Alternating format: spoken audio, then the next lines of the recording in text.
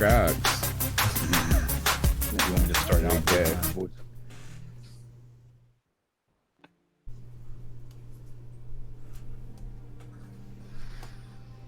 See what the chat room looks like. I'm not hearing I'm not hearing anything either.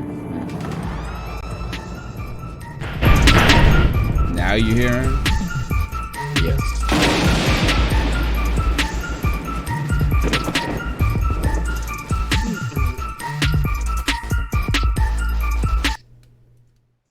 I gotta work on that. In transition. a world where Carolina Panthers fans have an insatiable thirst for Panthers news and opinions, only one podcast roars ferociously. It's the C3 Panthers Podcast. Oh, yeah. What's up, Panther fans? It's your boy, the Professor, a.k.a. Tony Dunn. It's the C3 Panthers Podcast. It's Tuesday night. It's 9 p.m., where every week we meet together as fans to converse about the latest Panthers news and opinions. Sadly, that news is been thin. And until the COVID crisis breaks, the news of sports and the sports media talk that you will hear will be thin. But we're going to do our best tonight to entertain you with, I guess, some discussion about kids and Curtis Samuel and the future of the Carolina Panthers. And I do it with my homeboys each and every week. We got Cody Lashney in the house. Let me make sure I've turned on your mic. The mic is on, homie. Let your voice be heard. I will let my voice be heard. And you know what, Tony? ESPN, Fox, for months, they were having to do what we're doing right here. And they still weren't as good as us, man. And Amen. You know what? Dude, this is the best Panther show on YouTube. I don't give a damn what anyone else says. And we have Because we on it. We have the most lit Panther fans in our YouTube chat. Richard's Outdoor World, Jeremy Clancy, Underground West, my brother Pigskin Pete, Codizzle Allen is joining us next, Tony Dunn, but everyone's here. Ain't nothing to it but to do it, brother. Let's roll. We see y'all, folks. We see you. And now see us by smashing that thumbs up button. Come on, folks. You're watching the show. Smash the thumbs up button. Help us grow as a podcast in the time of no growth. Imagine the world of sports podcasts being like a plant right now, and we are in a drought. We're like the drought of the Dust Bowl in the 1930s. So give us a little fertilization with a damn thumbs up, a share, a subscribe, and check out our homeboys too who are doing work on the internets. And one of those is my man CK, the streaming voice nightmare of the internet. Well, I'm just happy to be here at this point in time. I've been getting some streaming done. No, I'm just messing with you guys. So I've just having fun doing this streaming thing and enjoying it, and then we just get raked over the coals with some goat stuff that Cody has to talk about. Oh gosh, Cody is he's the goat of the show when it comes to social media. Dude, Twitter hates my ass, bro. Have you been reading my mentions? Or they People love you. like me, man. No wonder. Like me, man. You want to know why Cody doesn't respond to us when we mention him? Because he got 7,000 mentions, and he's like, "Oh, I thought I saw Tony's name in there, but instead I'm going to argue with this other douchebag." Cody knows what it's like to be a celebrity now and not be able to like respond to anything except for that, just like that one. You're the Jeff Schwartz. What any tweet with a celebrity sounds like has to deal with. Are you now Jeff Schwartz? Dude, I don't know who Jeff Schwartz is. Isn't that the dude that was he's a former offensive lineman for the Carolina Panthers. I think that's his name. His brother plays line for but he only talks to you if you argue with him. Like if you try to say something like legitimate, you never respond. But if you be like, you got the littlest dick I've ever seen in my life, he'll be like, what? I will show you my penis. I'll have to try that next time. All right. But yeah, man, I just put out a well-timed tweet right when that whole thing was trending. and dude, my mentions were in shambles. But listen, We'll I'm get also into not it. absolving. I'm not absolving myself of any of the blame too, because I'm an asshole on Twitter and I admit it, and Yeah. I have no problem saying that. And I A have little no problem- opportunism, right? A little opportunism there. I have no problem telling stupid people exactly how stupid they are, dude, and I have fun doing it. So follow me on Twitter at CodyLac, CodyLac. We've also got Greg, the Bat Daddy, the master of podcasts, the master of building buildings. Every time I turn on my social media, Greg, you're releasing a podcast. Yeah, I'm doing about. Actually, I said I looked at it. I'm doing 5 this week in a row. So every weekday this week. But you know what? This one right here's always at the top is most fun. It's fan interaction, hanging out with you guys. I don't know what I would do if sports are going on right now, and this is the only kind of sports. Right. This is the only So fun reason to you talk can to, do yeah. 5 podcasts, right? Is that when sports comes about, you'll be. We expect you to be somewhat intermittent, but just because you have to live and work. But Yeah, how are you even going to Sundays for no watch podcast. the fucking games, right? I reserve Sundays for no podcasting for that reason. Well, wrong, because now we do a post-game show. Well, you could just call into it. You could just call That's into an it. emotional reaction at that point in time. Yeah. That's all that is. That's a therapy session. That's not podcasting. Right. You're listening to the C3 Panthers podcast. You can find us on YouTube. Just Google the longest running Panthers podcast or the C3 Panthers podcast. Go ahead and subscribe. Smash the thumbs up button. We're on iTunes, TuneIn, Stitcher, Spotify, all the major podcasting networks, and on Twitter at @cat_chronicles. Shoot us an email, carolinacatchronicles@gmail.com, and the phone number to call into the show is 252-228-5098. That's 252-228-5098. Guys, the show tonight is Cam has a lot of kids and Curtis Samuel isn't a bust. There's really we have Father's Day this past week, and I saw a great, you got to love the social media warriors who have always been loyal to Cam Newton and the Panthers, and they're going to get upset too. And I think it was Carolina Abby who said, I'm upset with these articles coming out on various, 247 or whatever, pick it. I don't know. There's 1,000 different sites to read articles, right? But it was like they put out an article about how many kids Cam had with 2 women, step kids. He's totaling up of 7 kids right now.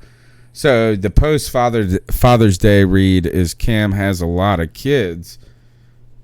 I find this to be the most irrelevant conversation ever, because if anybody can have a lot of kids, I would assume it's a multi-millionaire. We were talking. Wait, generally, don't we get on people for being too selfish to not have kids? I mean, I won't say. Can we talk about the fact that Philip Rivers has a like? Oh yeah, he's like an 9 Amish. kids, I think, Philip yeah. Rivers is like He's an got Amish 8. baker. He has like 20 kids. Mm-hmm.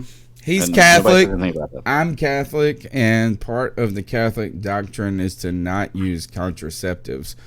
Catholics actually don't say have a lot of babies. They just say don't use contraceptives, which usually equates to a lot of babies. Right? So in that one hand, that's my point, is who cares if you got a lot of kids, if you got a lot of money? The problem is take care of them, exactly. Yeah, the problem is generally us who have a lot of kids and don't have a lot of money, i.e. me. Mm-hmm.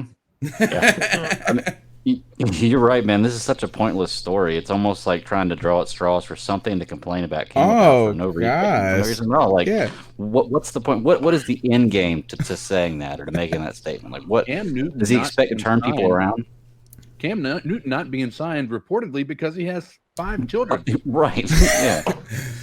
Like, A lot of concerns with GMs about the potential familial ramifications of signing Cam Newton. Like, what the? Like, their health insurance plan's going to go up? It's so stupid. All right, let's talk about something cooler, it's a which symptom of our society, though, man. If it's dumb and stupid and seems important, they run with it, man. That's a problem. Mm-hmm. It is, and and there's a lot there's a lot of outcry. There's a lot of we're restless at the moment as a society, and I want to promote activism.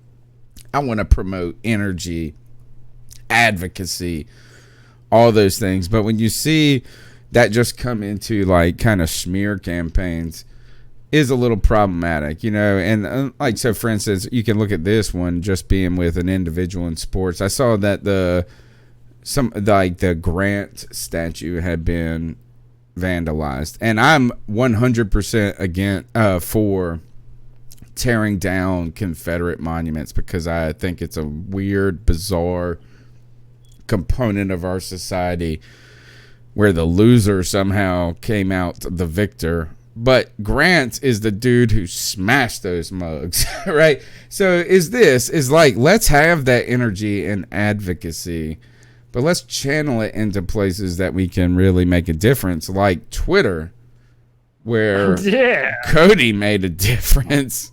Dude, I'm making a difference, man. You can't tell me otherwise. Tell us what happened. Set the stage. What was, because I have a big problem with the tweet that the Panthers put out. And we're going to talk about this because I think it's important to talk about the actual tweet itself.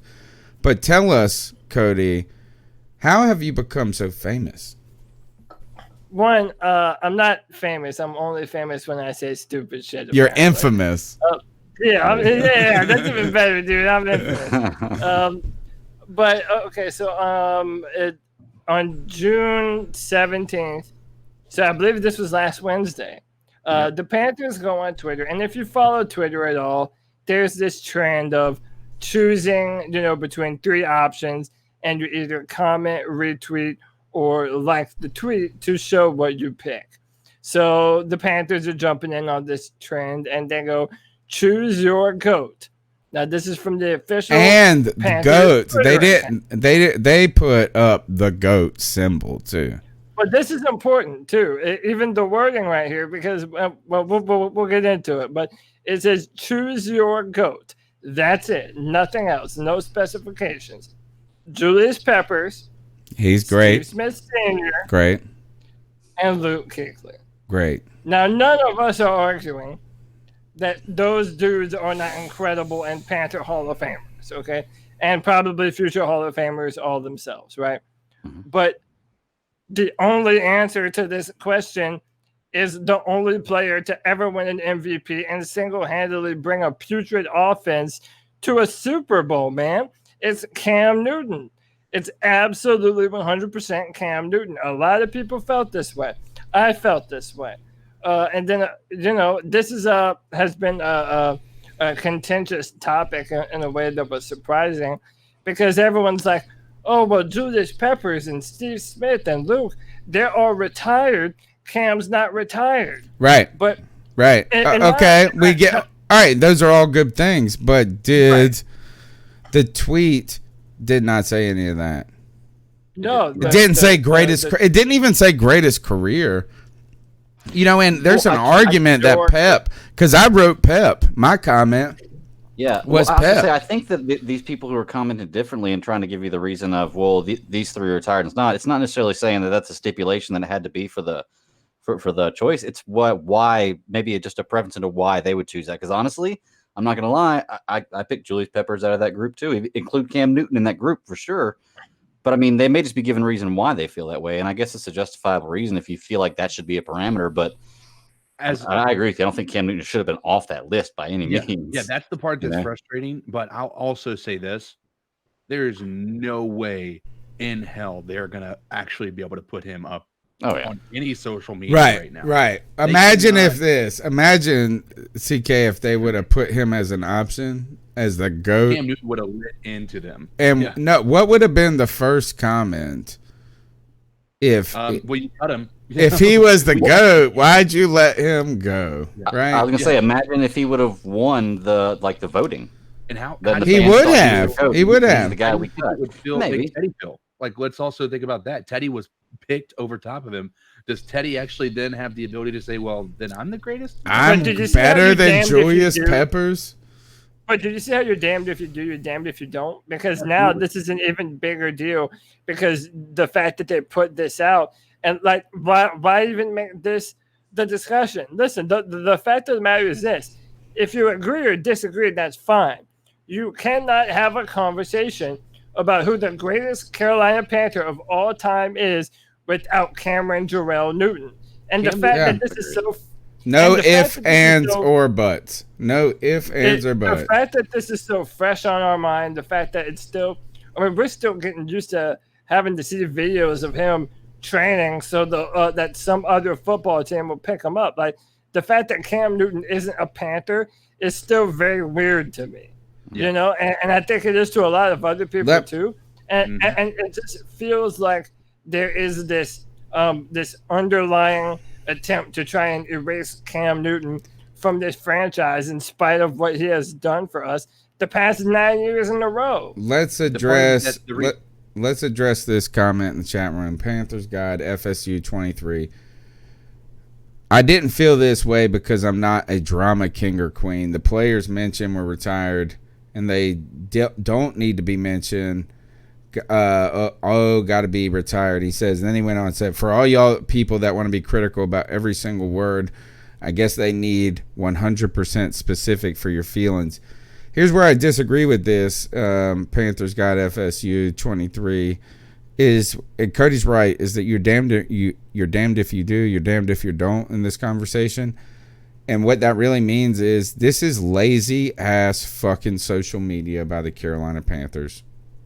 Yeah. It's lazy. This is a lazy thing. It's like, what's trending today? Let's get in on this. And let's go ahead and note this, Cody, is that this, you said this is something that's going down on the internet where you can like, retweet, or comment. We also had this for the last 4 years in like or retweet. The new thing is the comment, right? It's like, so we used to only get 2 options, and then everybody would respond to the fucking tweet. Now they do this. I was talking to one buddy. He said this would have been better served on Facebook with all those emojis where you could have put 30 players up there.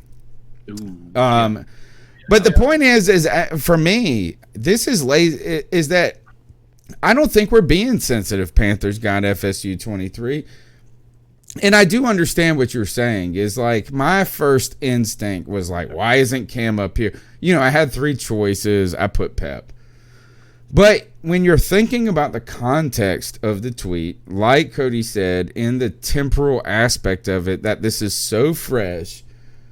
Overall, I'm calling out Panthers media, which a lot of people believe is one of the top media groups for professional sports, as this was lazy, retread, easy shit, and it backfired for being a bitch. And they have been one of the best Twitter follows in all of the NFL, and they do post funny shit from time to time that, you know, the nail on the head. But yeah, man, this was so it was 100% avoidable. And you can't get mad at people like me getting mad that Cam Newton's not a part of that list. Like, that's what Tony's saying. If it was on them to either put out a different kind of tweet that wouldn't have given them that kind of backlash. But they shouldn't have even got in on this stupid 3 option shit. Yeah, at this point, but they could have done a different type of. They could have said, "Who's the greatest defensive back?" Maybe we're talking about a team that has sucked for 2 years. Why are we talking about GOATs right now? Well, I just want to ask the FSU Guide 23. Is he kind of implying that by us not understanding that it meant retired player, that we were supposed to assume that it meant retired players? I think he's saying that you just got to go with it. And I mean, I get what he's saying. It's like, let's not get all upset about a tweet. Like, just go with it. You got 3 options. You pick it. Okay, I get that. I understand that. Okay. I think people are also blowing Cody's part of things out of proportion, too. Cody is just voicing his opinion about the situation. He's not saying that that's not logical for them to, that it's all retired players, but he's just saying, number one, I'm frustrated Cam's not a Panther. Mm-hmm. Number two, he is clearly the greatest of all time. And the fact that they're not going to acknowledge him at all. If you look at their Twitter feed, Cam Newton's not mentioned, and they can't mention him at this point. They just can't do it. And by the way, what was your tweet, Cody? How about this simple fix? How about who's the greatest retired Panther? Boom! And then it's done. We're not even having this conversation anymore. But the fact that they put GOAT, and listen, this is a whole argument in and of itself. But, I mean, listen, I said this, and I'll say it again. I'll say it on this show. I don't care if it's Julius Peppers. I don't care if it's the great Steve Smith. I don't care if it's the incredible Luke Kuechly. None of them, if you total and tally their efforts, not to diminish them, but if you total and tally their efforts, they don't equal up to what Cam Newton did and how he put the Panthers on the map in a way that no other player has ever done before. Can I comment? I want to comment on that. Yeah. So I think, like when you said the wording is kind of important a little bit, is that first let's just go ahead and say this, these stupid conversations of GOAT, these like it's all lazy, right? When you say the GOAT, I'm so tired of hearing the GOAT. No, you know what I mean? Like, it was cool. The fact that my old ass is tired of this statement should tell somebody something. But, like, I'm the one that should be like, oh, I finally understand what that means now. No, I'm tired of hearing these dumbass conversations in a way. Then they're 10 years ago. The second thing is that if you do want to be more precise with the wording, I think Cody's right 100%, unless you said something to the effect of greatest career as a period. Right? Because, like, then there's an argument. You could say, all right, is that Julius Peppers is one of the greatest defensive ends in the history of football, but he's played for two other teams. So is he the great? Then we can get into these nuances. Is he the greatest Panther? And that's why I put Pep, is that I don't think he's the great. I would actually say, if we were only talking about their career only out of those three people, I think it's Steve Smith, honestly. And, while Pep's career was great in Carolina, it was only half of his career. And Luke, we would say, was phenomenal, but his career was so much shorter compared to those people. So then you get into this crap about whether, like, then we can have a real a sort of conversation. But I think you're right when you just talk about what one individual player has done for the team in their tenure. I think Cam blows it out of the water. And this is all just lazy. Yeah. Because and it also shows you how thin we are with discussions. I'm very disappointed in the Panthers media for not realizing that they should have just bowed out of this discussion at this moment. They should have never put this tweet up. Like, they should have gone a different way. I know it's trending and all this shit on Twitter or whatever, but you should have been aware enough to say, nah, come on. Like, that's why they need to hire us, guys. That is why they need fans. We would have been like, what? I mean, all right, we get it, folks. I turned on Twitter. Everybody's doing this. But do you not realize we just cut the all-time favorite player of everybody? Well, and he's not on the fucking picture? Fuck you. Can I say that what was your exact words, by the way? Yeah, and then I'll let Greg down to say everything in your mouth. My original tweet was, I hate how the Panthers fucking refuse to even acknowledge Cam Newton's existence anymore. Honestly, fuck you. I was in my emotions. I was hurt. I love it. I felt it. And I let the rage out, man, to almost 2,000 likes. How many? What were the stats of the tweet? Because this is the greatest tweets in the history of the C3 Panthers podcast. Okay, so when you click view tweet activity, the total number of impressions was 363,402 total impressions. You're fucking boss, bro. Nice. Dude, and just on an accident on a Wednesday afternoon, man. Weren't even trying to get that much attention. But that's how, yeah, man, dude, it's not about likes and shit. That's how I felt, man. And the fact that it was liked that many times lets me know that I'm not alone. People are like, yeah, you're not going to erase Cam Newton and everything that he's done for this football team. Yeah. Well, can I say, though, with the thing we're talking about with Cam Newton, and I don't disagree with you about how great he is, and you know, you're definitely not wrong for feeling like he's the best, but it's kind of a naked stat because it's not a fair competition, really.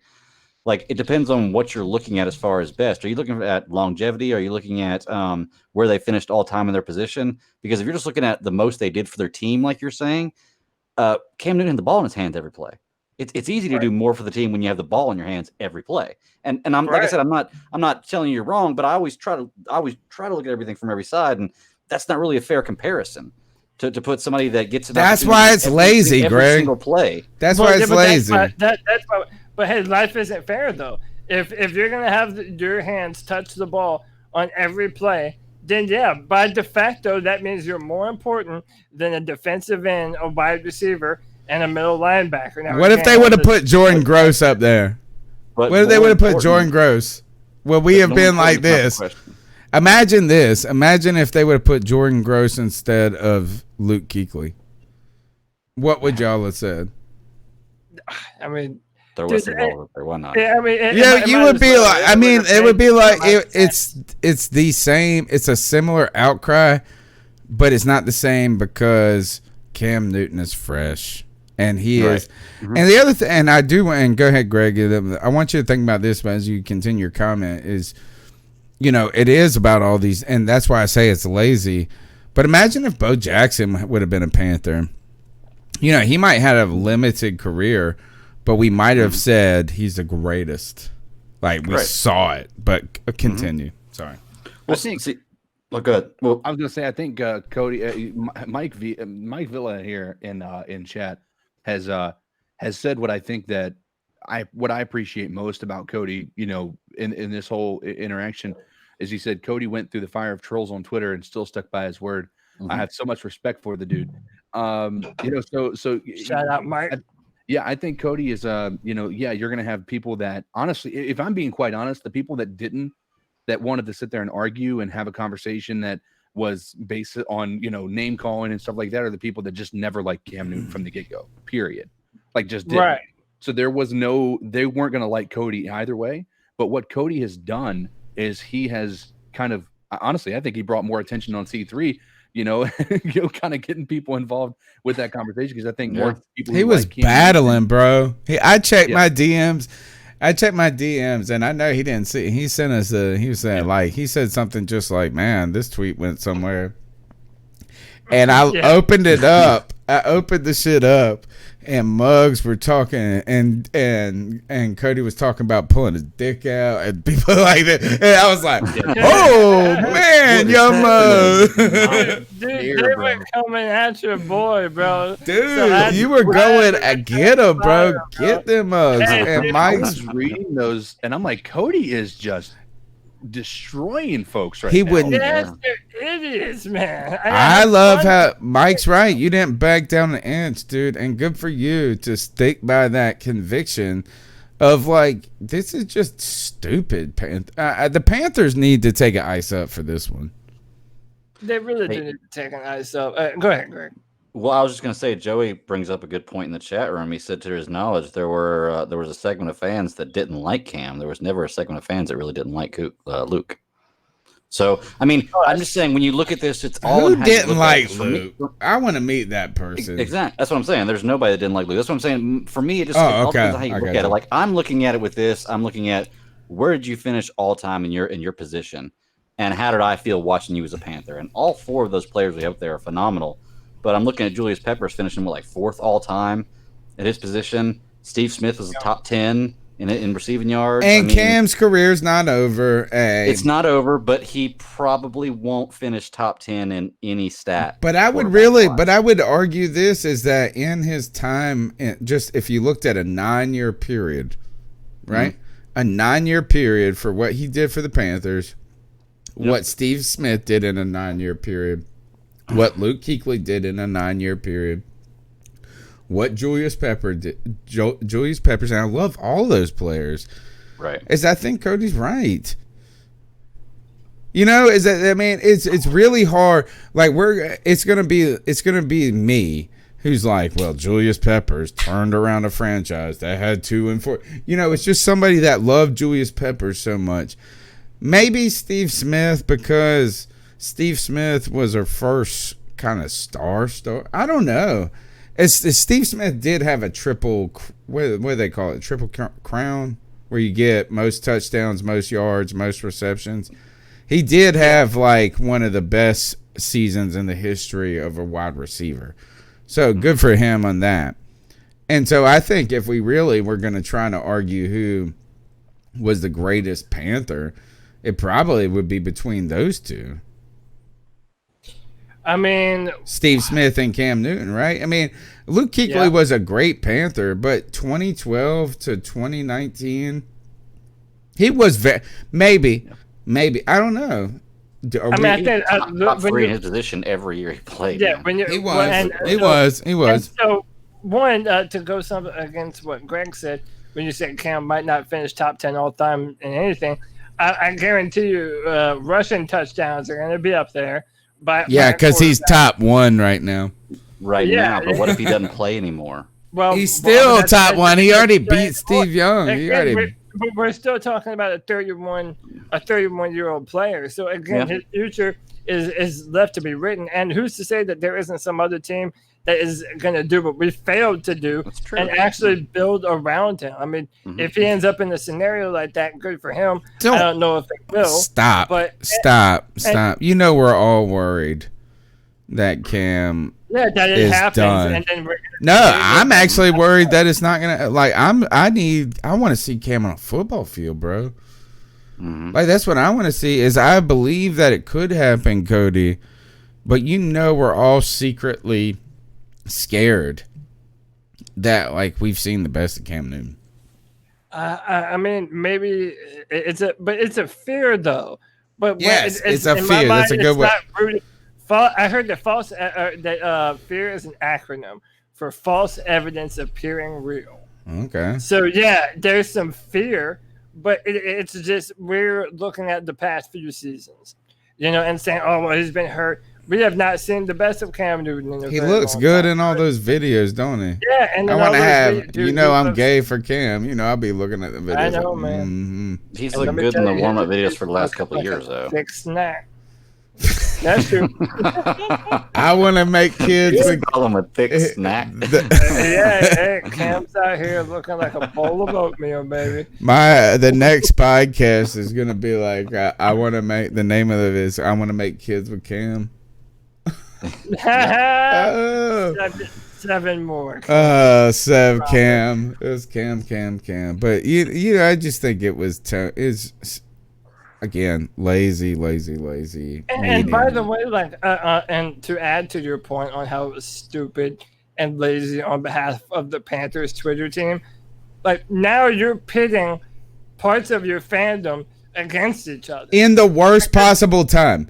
The worst possible time to have fans be jaded. I mean, I hate we should be celebrating Luke, Smitty, Pep, Cam. These are players that have defined what it is to be a fan of the Carolina Panther. So we're not trying to tear anyone down. Me saying it's Cam Newton and then everyone else, I'm not trying to tear down Luke and Pep and Steve. I love those dudes. But the fact that the question was so dumb, so done at the wrong time, it was just almost done in bad taste, in my opinion. A lot of people were pissed off. A lot of people were highlighting how Steve Smith liked to punch his teammates in the face in the tavern. So is that was he the greatest team face puncher in the world? Yes. Sure. Possibly. Yeah. I get so irritated, Cody, when we just retread stuff. And that's how, and I know it's popular on the internet and particularly like Facebook and Twitter, but it's not innovative to me. And that's why I was off put from the beginning when people said, well, where's Cam? It's because it was a dumb tweet in the first place. Now let's go on to our next topic, which is Curtis Samuel a bust? This discussion popped off on WFNZ today when the antagonist of one of the shows, Preppy, said that Curtis Samuel is a bust. And then that cued a discussion on the internet and on this radio show that Curtis Samuel is the best receiver in the world. Is he the best receiver in the world or a bust? Is my question to you. That's what no one has said that Curtis Samuel is the best. I heard he's the best conceptual receiver in the history of football. I mean, he might be, dude. He might be, dude. He's been in such a bad situation that even if he was, you wouldn't know it, bro. You wouldn't know. And by the way, let's add this fuel to the fire. Curtis Samuel, critical to Panthers' success, says offensive coordinator Joe Brady. And wow. And don't you always say that these coordinators don't want to give away their game plan? So do you think that if he's saying that out loud, they're going to trade his ass? And I mean, we're always saying, well, they're not going to show their hand before the season. Why would you say he's our biggest weapon and we trade to our offense working? Hasn't been for the last 3 years. But we're going to really retool this offense when we trade Curtis Samuel. No, bro, dude, that's like saying, oh, if we have Tyreek Hill or, if we have Odell Beckham Jr., yeah, we're going to incorporate them as a part of our game plan. It's almost but no, you can't compare Curtis Samuel to Tyreek Hill or Odell Beckham Jr. He's not on that level. You can in theoretical land where he had a great quarterback and he had. They have that, dude. Curtis Samuel is about to show everyone. Dude, if Bridgewater can at least be consistent, everyone's going to see how much of a threat Curtis Samuel is and how underutilized he's been here in Carolina. I can't wait till Curtis Samuel has 340 yards and people are going to be like, if Teddy Bridgewater could throw the fucking deep ball, Curtis Samuel would be the next Randy Moss. No, I want Curtis Samuel to be great, and I am obviously personally jaded because I invested a lot in him in fantasy football last year. Like, I picked him a whole round ahead of where he should have gone, and I was like, I got the diamond. To also put it into perspective, he was the MVP of training camp. Oh, yeah. So, yeah. We were all hot and heavy on it, and then... Oh, yeah, he was making some highlight plays. It was an incredible, training camp. Like, our training camp was great because we got to see everything flowing the way that it should. And then the moment, which we all realize happens with every team. Cam Newton's foot got broke or hurt. Fucking they started playing football games. And foot. Oh, sorry. I want to bring up something in the chat. Shane Wells is talking about, I think he's talking about Curtis Samuel. He says best in the world when Curtis had a good quarterback throwing the ball. Well, how can you say he's the best in the world when he hasn't put up the stats to do it, and two, he's worked with the quarterbacks he's had. I've seen Steve Smith have one of the best years ever as a wide receiver with Jake Delhomme throwing the ball. I think Jake was way better than Jake had a 3 or 4 year moment where it was magic. Shane was talking about Steve Smith with that quote. Oh, okay, gotcha. And then the next I was like, I don't understand that. Okay, gotcha. I'm sorry. Yeah, and I do believe this when it came to Steve Smith, guys, is that I continuously said this, is that in 2008-9, we should have traded him to the Colts. Like, if he would have played with Peyton Manning, you know what I'm saying? Steve Smith would have been arguably the greatest receiver in his, is that they would have had Edgerrin James then too, yeah. Yeah, he was so dope with Carolina in a mediocre environment. And that also shows you as soon as Cam came to the house is all of a sudden a guy that was irrelevant for 3 years all of a sudden was a premier wide receiver again. So kind of and we said, what did we say this? Didn't we say this? Who was another player? We said this. Was it like it's just a shame to see these guys languish on a great roster? You know, I mean, not on a terrible team. Yeah, exactly. Is that what would they be if they were in New England or something to this effect? That's how I felt with Steve Smith. But guys, really, Curtis Samuel. Look, he has. One of the coolest stats is like his touches to touchdown ratio. He has to be it's like he gets a touchdown for every 5 touches he gets. By the way, if you would go on YouTube and just look up Curtis Samuel highlights and watch the plays that he does make when someone manages to get him the ball, like the dude can make a whole defensive backfield miss. Like, he has crazy, insane talent. It's not his fault that Kyle Allen was the one throwing him the football last year. It is. Go ahead, Greg. I say I can go on YouTube and look up any player in the NFL's highlights, and it'll be a good-looking tape. That is true. Just saying, it's all their best plays put together. I mean, any player you look at the highlights. Cody, the problem I have with that statement is this, and it might not be a Curtis Samuel criticism. Is if he's so good, we made sure Christian McCaffrey was involved, right? It's like Christian McCaffrey didn't have a terrible season with that team. So if you guys are right about Curtis Samuel, which I think there's a good, I think there's legitimacy to a lot of your points. So I just like being an asshole about it at this point. But Dude, it's on the coaching staff as well.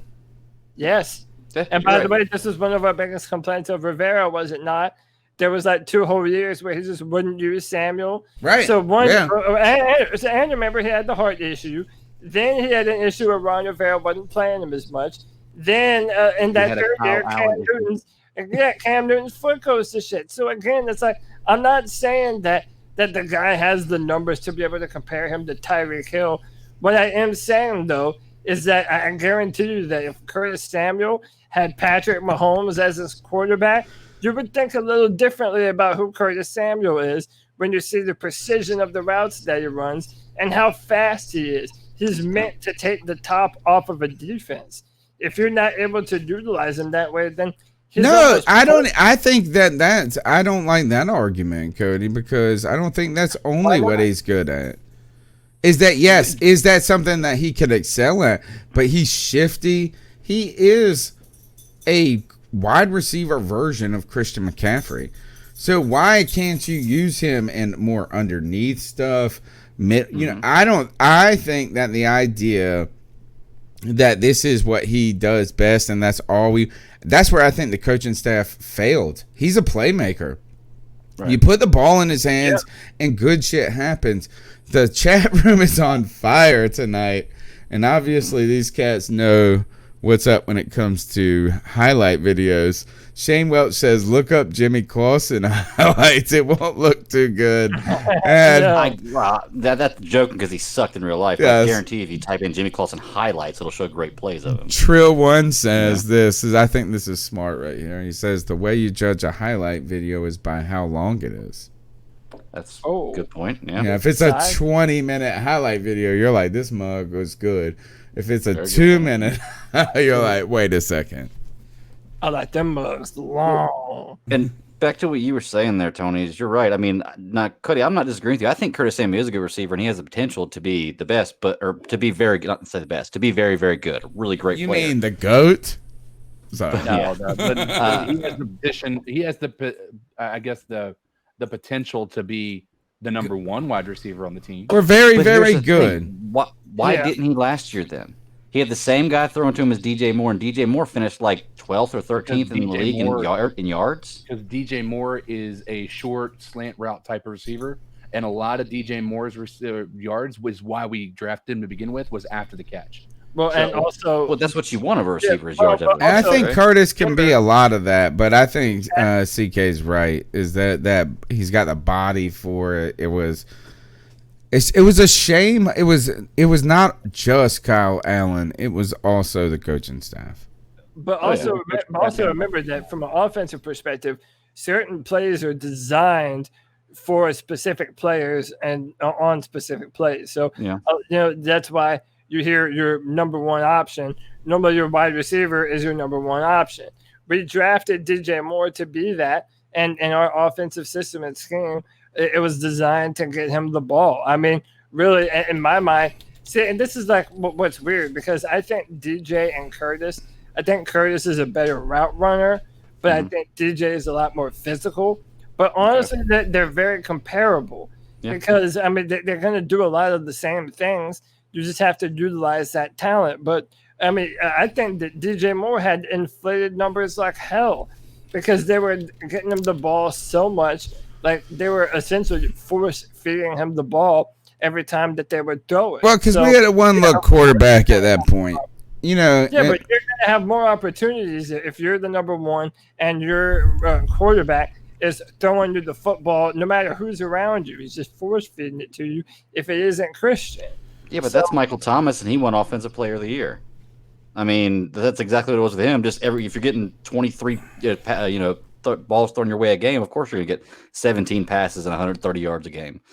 Right. So then we praise him for it. Well, this is where we get upset, Cody. Say to Michael Thomas that maybe his numbers are a little bit inflated. Yes, right? And people say that all the time. I'm sorry, the general public praise him for it. So you don't praise him for it. And people do say that all the time. That it's just the problem is that we want Curtis Samuel. I'm at the point is that when we drafted him, I thought he was like the gym. Like I was like, this is the guy. This is the guy. And I've been that way the whole time. And I was that way last year. I've been that way. And at this point, I'm just like, man, gosh, it's like I really just want it to be real. I want to give a big, giant shout out to Panther Nasty in the house, the OG of the C3 Panthers podcast.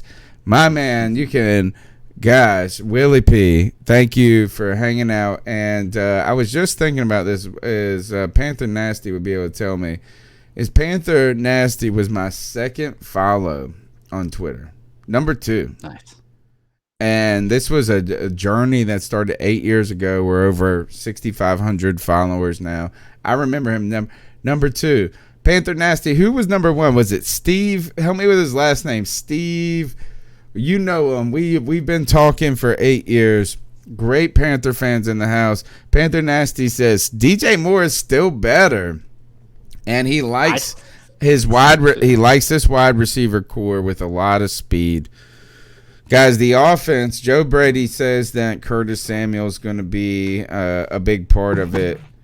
What is this offense going to do? We make the addition of Robbie Anderson. Fast. Nobody's big though.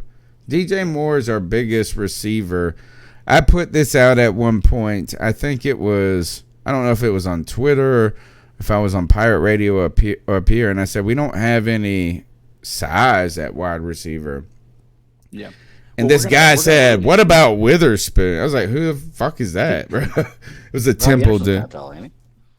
Well, I was going to say that I think this is actually going to give us an idea of how accurate Teddy Bridgewater really is. I mean, they say that he protects the ball. He doesn't make stupid decisions. Well, if you have a smaller receiver, you've got to make sure those balls are on point or they're wide open. One of the two. Yeah. So I think he's had the benefit of having a Michael Thomas, a burner, down the field with Ted Ginn. I don't know about those other receivers that he had over there in New Orleans, but I know that they have a few big bodies and a few of the speedsters. So I think I'm hopeful that he comes in and he's able to do some stuff. But I think that I would like to highlight the most optimistic comment that we've seen all night. David Warren says Moore, CMC, Anderson, and Curtis Samuel is a real offensive coordinator's dream. Which I can't disagree with at all. I am fully on board with that statement. That's been the conundrum of this team, right? Well, can I read the full quote from our offensive coordinator? Yes, so Joe Brady says, Curtis is going to be critical to our success. I say that I wish I could have had an opportunity to be out at practices and whatnot, and Curtis is the one I can't wait to see him do what he does best. I think Curtis is a playmaker. He fits the mold of what we're looking for in this type of offense. a guy that you can utilize all around the field. You get the ball in his hands and good things happen. I think you saw stuff last year. Wow, really, cat? My cat. It's my cat, ladies and gentlemen. You get the ball in his hands. It's your what? Oh, your cat. Yeah, this is my too, ladies and gentlemen. Get off of that desk, cat. Dude, I'm doing a show. What an asshole. And look at him just sitting there chilling. All right, so that also sounds like coach speak, though. Yeah. I was gonna say that. Sounds a lot like coach speak. I mean, it also sounds like what Matt Rule said about Cam. Mm-hmm. That's where, when we start talking about it, my first reaction was there's no way that means that Curtis Samuel's not a big part of this team. But then we realized that Matt Rule did say, I'm excited to coach Cam Newton next year. Mm-hmm. So we forget very quickly that was a statement that he made. And that was during Super Bowl weekend. And it was, that part wasn't, I don't think. That was during the scouting combine. But and Cam Newton during Super Bowl media week was like, oh, I'm definitely coming back. I had a conversation with those guys, which leads me to believe, I'm still on the Matt Rule train, but it leads me to believe that conversation was way more hyped than it, like, as far as like those guys were making Cam Newton believe something that wasn't true. Like there had to have been a conversation like, oh man, we're excited to work with you, all of this stuff. And then in the back of their minds, they knew that they were going to be going in a different direction. Like, Trill One says Anderson is 6'3". Wow. Yeah, talking about Robbie Anderson, because I said I thought he was decently, or not tall, like really tall, but 6'3" is pretty good. It's not bad. It's not yeah. bad. I want to ask you guys this as we think about the potential of Curtis Samuel. We think about DJ Moore. We went out and got Robbie Anderson, though. We went and got somebody. Mm-hmm. Is there any, you got Christian McCaffrey. Like, how many times do you see 3 receivers eat in a system? I'll keep talking. You know what I'm saying? Like, that's another concern I have here. Is adding Robbie Anderson in this to make sure that, like, hey, we just can't go into a season with DJ Moore and Curtis Samuel. That would be irresponsible. But what if all 3 are healthy, everything is working? Can all 3 eat in the season? And how do you make that happen, Cody? Can I tell you what this may also mean? Is it may mean, I mean, I know we have Pharaoh Cooper to be able to do kick returns and whatnot, but I feel like this is going to be more of an opportunity for Curtis Samuel to do return duties. As well. Pharaoh Cooper was a Pro Bowler. I got in trouble for not acting like Pharaoh Cooper was good. I was on the radio and somebody got after me, but it turns out that he was a good returner. He's a good returner. Yeah, like arguably that's where we should be excited about this homie right now. Is when's the last time we'd had a good returner? We haven't since Ted Ginn in the first stint. Yeah, and then what about the first stint? Steve Smith before that, I guess. Yeah, I was gonna say Steve Smith as well. It's been a Achilles heel, and in fact, it was Achilles heel for the Rivera administration.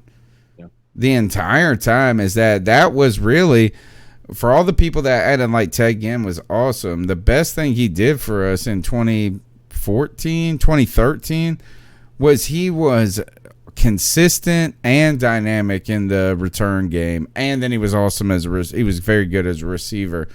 But you remember those years that we were trying to put Philly Brown back there? We put Brenton Burst in there. I was at a training camp one year where Ben Wickery was the guy fielding punts. Yeah. So here's, I think that this is a really, really good statement because I think Cody probably will recognize this better. Shane Welch said, Brady spreads the ball around at LSU, everybody eats, which is, honestly, if you watch that game, it was pretty true. Everybody got the ball. Like, it was pretty. Well, Cam was dishing the ball a lot in his good years in 27. He would have, like, we would hear all these stats about 10 different people having catches. But I'm just asking this is how do you have is Robbie Anderson going to be the guy that puts up the numbers this year? Do we go and pay him to just have a 600-yard season? I'm just interested in how a third receiver is the guy that's getting fed a lot. It is a lot of mouths to feed, especially when you consider we have Christian McCaffrey that is going to account for a certain number of touches and carries and passes. And Curtis Samuel and DJ Moore. I mean, there's a lot of mouths to feed. We have no excuse to not be a good offense. I mean, Teddy Bridgewater should at least be able to get us in rhythm. It's going to depend on that offensive line. I've been saying that. I'll continue to say that. In my mind, that is a huge red flag. But our receiving core right now, I would say, is the best that it's been in 10 years or more as a whole. Yeah, sure, I'd say that.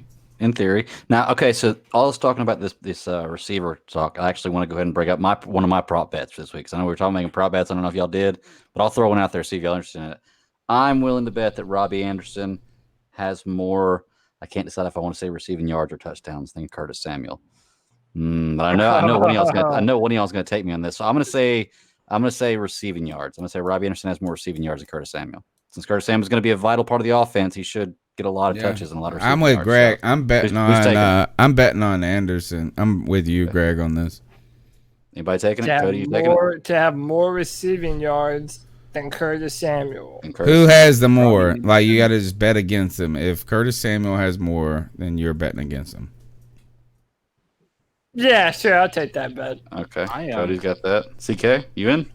So it's that. Just to clarify, it is Curtis Samuel is going to have fewer yards than Anderson, right? Yeah, that's what I'm proposing. Well, that's what he's betting. If you take the bet, you got to believe Curtis Samuel will have more yards. Yeah, right. Okay. And I'm glad you didn't say touchdowns. And thinking about our conversation about all these people going to eat and get fed, if anybody's okay with only getting a couple of touches, it's Curtis Samuel. He'd be like, I'm going to get 5 touchdowns on those 10 touches. That's true. I think, man, that's such a tough one because I think that I don't think that one's going to, be that much. It's not going to be a crazy big difference because it is going to have to spread around. We have Curtis Samuel. We have Christian McCaffrey. Christian McCaffrey is going to take a big load of those receptions as well. So I'm going to call it. I think Curtis Samuel has a better year than Robbie Anderson. Wow. Okay, cool. Like it. Okay, so I got CK. That's the first one 2 people have taken me on. So Actually, no, I think Tony, didn't you take the bet with the, you sided with me. I'm with you. Jadeveon Clowney having more sacks than Curtis Samuel has touchdowns. I remember that bet. Oh, yeah. You sided with me on that one. Okay. You got another one for us? I have another one propped up. We'll do it in a minute, but I want to go. I can go ahead and throw my other one out there. All right, let's see what you got. Panthers have 2 Pro Bowl players this year. Not 3, not 1. They have 2 Pro Bowl players this year. It's got to hit right on the money. I think it's going to be over. Okay, so you'll take me on that then? I'll take 3 at least. Okay. Who are the 2? Curtis Samuel. Christian McCaffrey. It's going to be Christian McCaffrey. I think. And I think I'm thinking maybe Brian Burns. Yeah, I was going to say we're going to have somebody on defense who eats. Mm-hmm. And Pharaoh Cooper. Pharaoh Cooper. I like the 3. Curtis Samuel. 3 people. Curtis Samuel, Pharaoh Cooper, and let's pick another one. Yeah, Christian McCaffrey, Curtis Samuel, or Christian McCaffrey, Brian Burns. I don't know if it's going to be Brian Burns or not. I think it might be. And who's Christian McCaffrey's backup? Bonifan? Be like, Bonifan? Yeah. Those are your 3 people. Oh, man. Or maybe one of our offensive linemen. Maybe one of our offensive line just happens to just ball out this year. I would never tell them. Never know. I am going to take the under, so I am not taking that. I do not think we're going. Okay, I don't think we're going to have 2. Yeah, I'm going to take the under, too, because I don't think we have the name recognition. Gotcha. I think certain players get elected to the Pro Bowl because you know their name. Probably. And I would argue that Gerald McCoy might be one of these people. Well, we don't have him. team anymore. I know, but I know he's not on our team anymore. But one of these people who their name just is like, who do you know at offensive lineman? He's just like, all right, well, I'm gonna pick Trey Turner every year. It's like a fullback. Yeah. You're not gonna. The fullback is not, or even offensive lineman for that matter. Right. You're only really basing it off of what people say they're good about, or the names that you recognize. All right. You got any more? Or is that No, it? those are the only two I got for tonight. And then I got the two that we did before, so we're good. I got 4 right now. I'll probably do a few more for you. Are we throwing money down on this? Because, my base. Yeah, I'll cover it. The C3 podcast will cover it. We'll pay you, Greg. I'm your book. I'm your bookie backer. Except for the bets against me. No, the bets against me, we're collecting. But I will back these other bets. Just keep the book. You keep the number. We'll pay it out. All right, let's go ahead and jump to the cat calls. The number's 252-228-5098. Let's see what you guys got to say. So what are your thoughts on catcalling? Yeah, it's pretty. You shouldn't do that to somebody. And how did that make you feel? Very uncomfortable. So how do you think catcalling makes the person very low. feel? I can barely hear it. Good, like, Can't hear it? No. Oh. Hold on.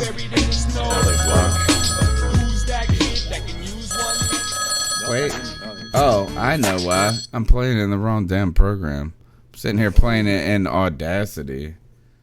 Sorry, folks. I've got to play it in a different program. Let's see if you can hear this.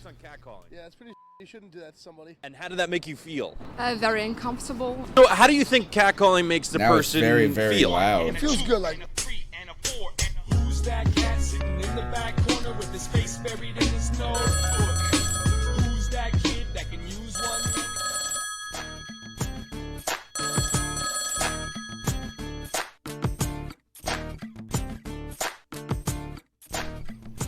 Hi guys, it's Rich in the UK, still alive. Hope you're all doing well. I only just listened to last week's podcast, so I thought I'd phone in because it was fresh. It's about Matt Rule and what you're looking for the team this year. And I think you kind of touched on it a little bit. I think what we're looking at is, can this coaching staff take players that they believe could be good and have not yet either proven it or been given a clean chance, and make them better? There's a certain air with Matt Rule about thinking that he knows what he wants. I mean, we've got loads of Baylor guys, loads of Temple guys. And I think I mentioned to you before, my fear is, with a coach like Matt Rule, who's achieved at college, does he know what a good NFL player is?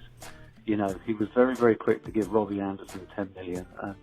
Robbie Anderson's good, but, is he going to be proven in a system that he was better than Curtis Samuel? Would we have been better off to stick with Jarius Wright as the third down guy? I don't know. But this season, that's what I'm looking for. So it's defensive end, Stephen Witherly, who I did a little bit of reading about him. I think he's going to start. I think him and Brian Burns will start on the ends. I don't think it will be Yetur Gross-Matos just yet. I agree with that. I think he'll develop as a rookie. But Witherly is everything that you want. And he was third, but he was behind Daniil Hunter and Everson Griffin. And that's the sort of player that, Matt Rule has brought him in. He's identified him. He's identified Justin Burris as well for the safety. These are guys that they're saying, we can coach these guys and we can turn us into a good team. Look what we can do. We're good. And potentially that other people weren't as good as us. Now, I think from this year, if you get, if Weatherly's an 8-sack guy with Brian Burns on the other side is a 10-sack, if they're getting pressure, good against the run, and Burris Burris gets to play a lot, and we're like, wow, these guys are all right, then not only will it restore some faith in Rule, who at the moment is just a lying toe rag, but also it will be amazingly powerful going forward, because what it means is that the Panthers can hoover up vets and people on, third and fourth year that didn't really get a go and turn them into, maybe above average players. And that would be incredible if we see that this year. If they can't do it and we're bad, then it will have to be a rethink. And I think that's where we're going to be in trouble. If all these guys that they've brought in, the guys on the O-line, Weatherly, Burris, bust, then we could have a problem. Anyway, guys, take care. Love the show as ever and keep pounding. What a call. I'm going to hit him with this. Little good news, people. If we can hit you with the Barack Obama. What a call right there. Referencing our discussion last week about the red flags that could potentially come about, or, the things the measurements we're going to be looking at. I like this. Let's focus in on, or for me, and the thing that stands out to that call is I would be cautious to believe that Gross Matos is going to be this big giant factor this year. I'm excited about it. I think that he looks like an NFL player that's going to turn out and be good and all of this. But I think he might be right. Maybe it's Weatherly, it's Burns, it's a fast 3-4 defense from the edge. I like that a little bit. I would just be cautious about believing that every rookie pick is going to be a monster this year. Derek Brown, I think, starting. But is it really? Are you putting your money on that Gross Matos and Jeremy Chin are like going to be Pro Bowlers? No. We can only have so many that turn out. I like that prediction. Weatherly, Brian Burns, add Brown in the Derek Brown in the middle.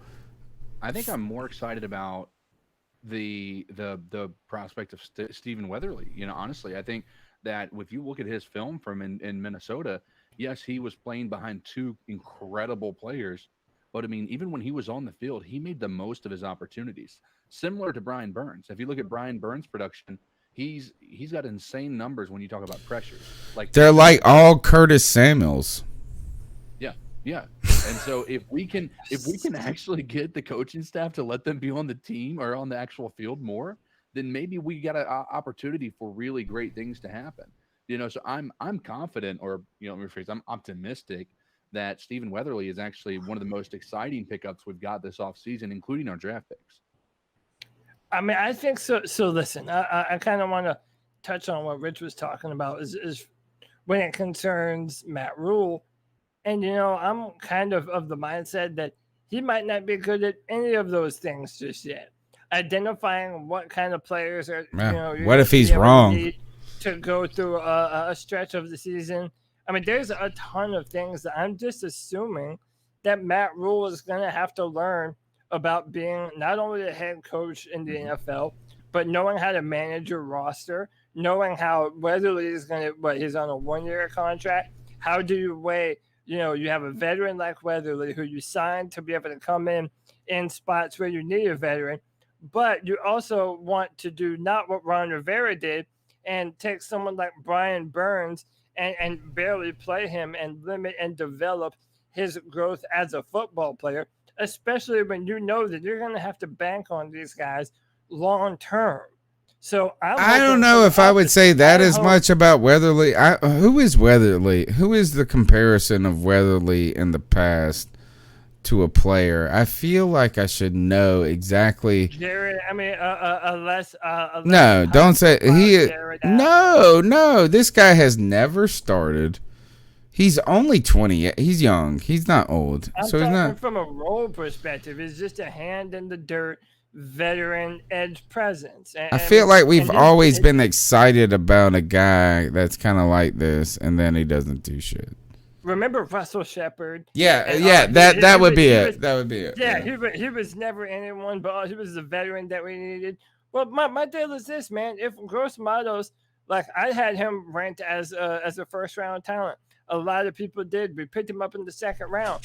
That means that we got 2 first-round caliber defensive linemen. I mean, I want to be able to play both of them. I want to see them. But we can in a 3-4. Maybe we can. As Weatherly is going to be like a stand. Weatherly, by the way, is 26, bro. Oh, I know who Weatherly reminds me of. Hold on, Weatherly reminds me of dude that's already on the roster. Who is the guy we picked him in the 3rd round a couple years ago? Christian Miller. Nope, at Marquise Haynes. Like that's where I find Weatherly at. Is I don't see him as a veteran guy. Is I see him as a guy that we all have. Everybody's always been saying is about to blow up. Yeah. Mario Addison says Shane Wells. But he's 26 years old. He's young, dude. So if that's if you're calling him the veteran, Well, veteran from Like not he's veteran, played a veteran, down somebody before. he's played NFL football before. But I think Mario Addison's actually a good comparison because Mario Addison kind of bumped around, went undrafted, went to a few different teams, and kind of chipped in, and then became a good player for us later on. So once he was developed, Yeah.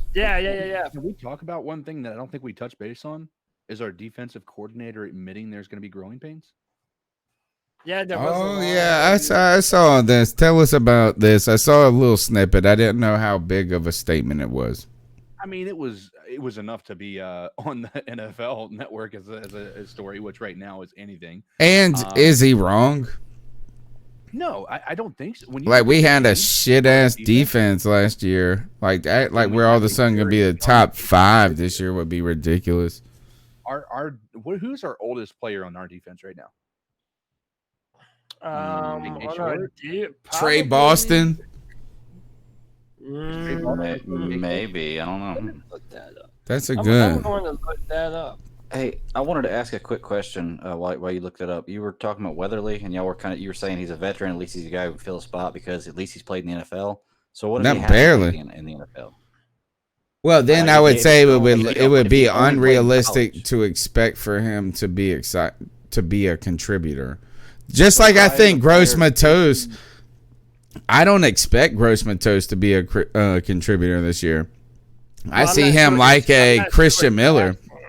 Well, that's what I'm saying. I hadn't finished the question yet. The only reason I'm asking is because why do we look at a player like that but not a coach? Why is it a player's like, well, if he's played in the NFL, then he's good enough to be on the team, and we trust that he can do it. But if he hadn't played in the NFL, if he used to come straight out of college, we wouldn't have that much faith. But with a coach, it's different. Like a coach is like, well, he was good in college, so he's going to be good in the pros. Well, I don't think people have faith in Rule yet either. I think we have excitement about Rule. I think there's enthusiasm about it. Yeah. Is that, but we continue optimism. Exactly.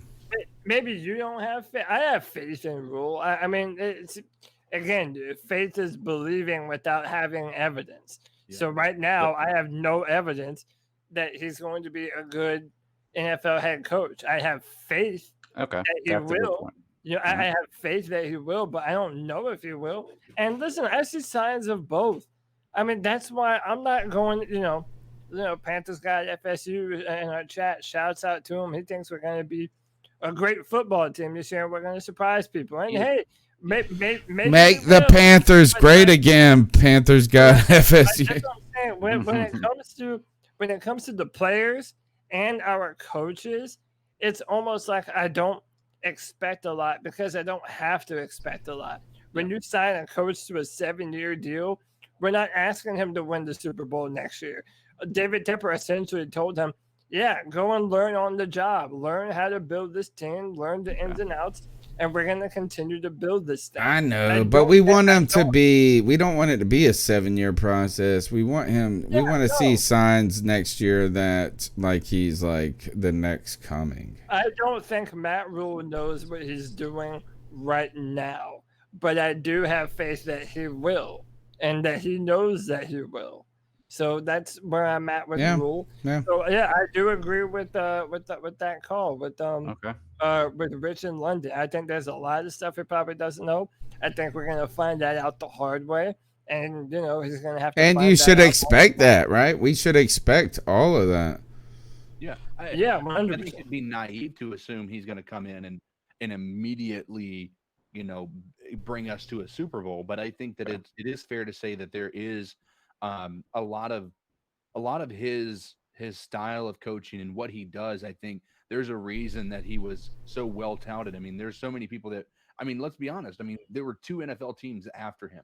And to your point, there's 2 rebuilds that he's done. But other than that, you have nothing to go off of. But he fits a mold that I think fits the NFL. And so I think that's why that I have faith. I have faith that he is going to come in here. And we have young guys. Keep in mind, we don't have an old roster. We have young guys. We might have I want to know if we have the youngest roster in the NFL at this point. I'm kind of curious because it does feel that way. Joey the Blind Panther gets it. He said we got to build that wall around our QB so we can make Carolina great again. He got my joke. Yeah, He got it. knows. My man got it. Our wall, By our the wall's going to way- be so good. Our wall's going to be so good once we build that wall that you're going to see defensive ends coming to instead of bringing a baseball bat, they're bringing shovels. So they Yeah. can dig under the Yeah. wall. Our wall's not gonna even rule. close. Yeah, we're not even close in age. We're like middle of the pack. Like looks like actually not even middle of the pack. 1, 2, 3, 4. For 5, this 6. year? Only 7 teams underneath us. How By the can way, any the be? old- Who's the oldest Sorry, player on the this is Panthers? 2019 stats. Oh So, yeah. Go to them. 2020. We have to be the youngest. Okay. I don't even Hey, know if by we the have a way- player over 30 on the team. No, so yeah, the two oldest guys on our defense are K1 Short at 31 years old, and the second oldest is Tarir Whitehead at 30, So Wow. yeah. How old is Trey have- Boston? Oh, look at that. 27. Yeah, Wow. I was gonna say he's real young, dude. I mean, you got to remember we didn't exercise his 5th-year option, and I mean he only played for what 3 years for us before the first stint. What, Trey? Yeah. Yeah, he played maybe 3, and then he went and played 1 in San Diego, 1 in Arizona, and then came back to maybe 1 whole year off. I'm starting to wonder if did he have a year off, or did he just sign it like the last day? Yeah, he signed with us like in training camp last year. Okay, That's okay. Probably. Yeah, so he's younger than I would expect us to have maybe the youngest roster in the NFL this year. I don't know why I can't find this. Let's see. We're definitely going to have one of them. All right, let's go to the next call. The number's 252-228-5098. Well, play. What's up, guys? Kyle from VA. It's been a while since I called. What's up, in, Kyle? but there really hasn't been anything to talk about. Still been listening every week. Still nothing really to talk about. So I was just calling in, man, just to say thank y'all for continue doing the show, man. Help us keep our mind off all the crazy shit that's been going on in the world. Yeah, just continue it. I look forward to this every week, and just keep pounding. Man, thanks a lot, Kyle. We appreciate that. Let's move on to the next call. I think we got another one. Let's see if this is it. Hey guys, Joey the Blind Panther again. I put Joey. this in the comments, but I don't think I can explain it or ask the question as good in the comments as I can on a call. So, about that tweet. Is this Cody's tweet? Okay, of course Cam should be in there. Okay. I mean, there's no question The about infamous tweet. But there are only 3 options on Twitter. You have 3 players. You have Julius Peppers, you have Steve Smith, and, you know, he's in the Hall of Honor for a reason, you know. And you have Luke. Now, which one of those players would you remove from those options? to That's the replace problem. with Cam Newton? I would replace Julius Peppers. Okay. Yeah. I would replace Luke. Mine would Yeah, be- actually, I think you're right. I mean, that's a tough one. Guys, you got to But I remember. guess mine would be. I'll let him finish. I guess mine would be Peppers because you know he did leave us, go to the Packers, and come back, but you know he did retire as a Panther, and you know, and then you have CMC also in that discussion, who I know 17-year career. 2017, but if we ever had a receiver go 1,000 and or not a receiver, but a running back. He's used as a damn receiver, but you only get what I happened twice. say. Or 2 other Anyway, times. wow. My man. All right, so here is, I think what we have to do is we would have to debate who are pulling off Pep or Kuechly, right? Because Peppers played 1, 2, 3, 4, 5, 6, 7, 8 seasons with the Panthers. He made the Pro Bowler. He was a Pro Bowler 1, 2, 3, 4, 5 of those years. He had, listen to these numbers, man. My man had 12 sacks in 12 games. 12 sacks in 12 games his rookie year, 7 his second year, 11, 10.5, 13.5, only 2.5 in 2007. I think he got hurt that year. Yeah. But he played 14 games, then 14.5 sacks in 2008. 14.5, homie. 10.5. Defensive, he's had 2 interceptions. He took 1 for 97 yards. No. He had 1, 2, 3, 4, 5, 6. He had 1, 3, 4, 5, 6 interceptions as a defensive end with Carolina. I don't know. Coverage a lot too. Like he would do the I don't remember that the cover is, but he would drop back. But the what I'm gonna say is, you guys got to remember, out of anybody on that list, he is the only one that made the decision that Carolina wasn't good enough for him. That's not well, but think about when he left. He might have just been brilliant. He left in 2009, and even though people were ready to pay him, Carolina, he saw that this team was defunct. Mm-hmm. And I think that was, I don't think he made his decision entirely on money. By the way, he was first team All-Pro 2010, his first year as defensive end in Chicago. So listen, man, this is how I feel about it. I think if you're talking about as a Hall of Fame player who would end up going in first, Julius Peppers or Luke Kuechly, no doubt the answer is Julius Peppers. But when you're talking about what that player meant and did for the Carolina Panthers, and this might be controversial, I think it's Luke, and I don't think Pep is even close to Luke. Lies. Get this child. This is children talk. This is children talk, I mean. The Carolina Panthers Stadium for the past 8 years have been filled to the brim with people bellowing, and now my man has had 52 forced fumbles. Think about this. He's had 52 forced fumbles in his career. Okay, was he ever the heart and soul of the defense? Now, this is a legit question. Okay, so 2002 he was, and 2003 his second year we went to the Super Bowl, and he only had 7 sacks in that year. How many Pro Bowls did Luke Kuechly have in that time? Oh, I'll look it up. No, see, that's not a fair comparison. Why? How is that not a fair comparison? Because you're comparing the last 3 years Julius Peppers was with the Panthers as his 15th, 16th, and 17th year in the NFL. Let's talk about this. You're comparing to Luke. I think he's going to beat him. I'm going to beat him. Well, here is the thing, is that Luke had 1, 2, 3, 4, 5, 6, 7 Pro Bowl years. Pep had 1, hold on, my mouse is incorrect. 1, 2, 3, 4, 5, 6, 7, 8, 9 Pro Bowl years. He had 9 Pro Bowl years in a 16-year career, while Luke made the Pro Bowl every year, though. Every year he was ever a Panther. Here's another thing to Luke. To Luke's credit, he was first team All-Pro every year except for 2012, 2016, and 2019. And let's talk about defensive rookie of the year, defensive player of the year. You know, well, Pep has got all those. He's got those accolades too. Yeah, number 1 draft pick.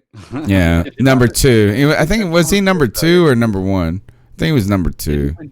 Also, keep in mind what a middle linebacker does compared to what a defensive end does. It has much more opportunity to have interceptions, tackles, and forced fumbles than a defensive But lineman. again, that goes back to what we were saying. All right, Luke has 7 forced fumbles in his career.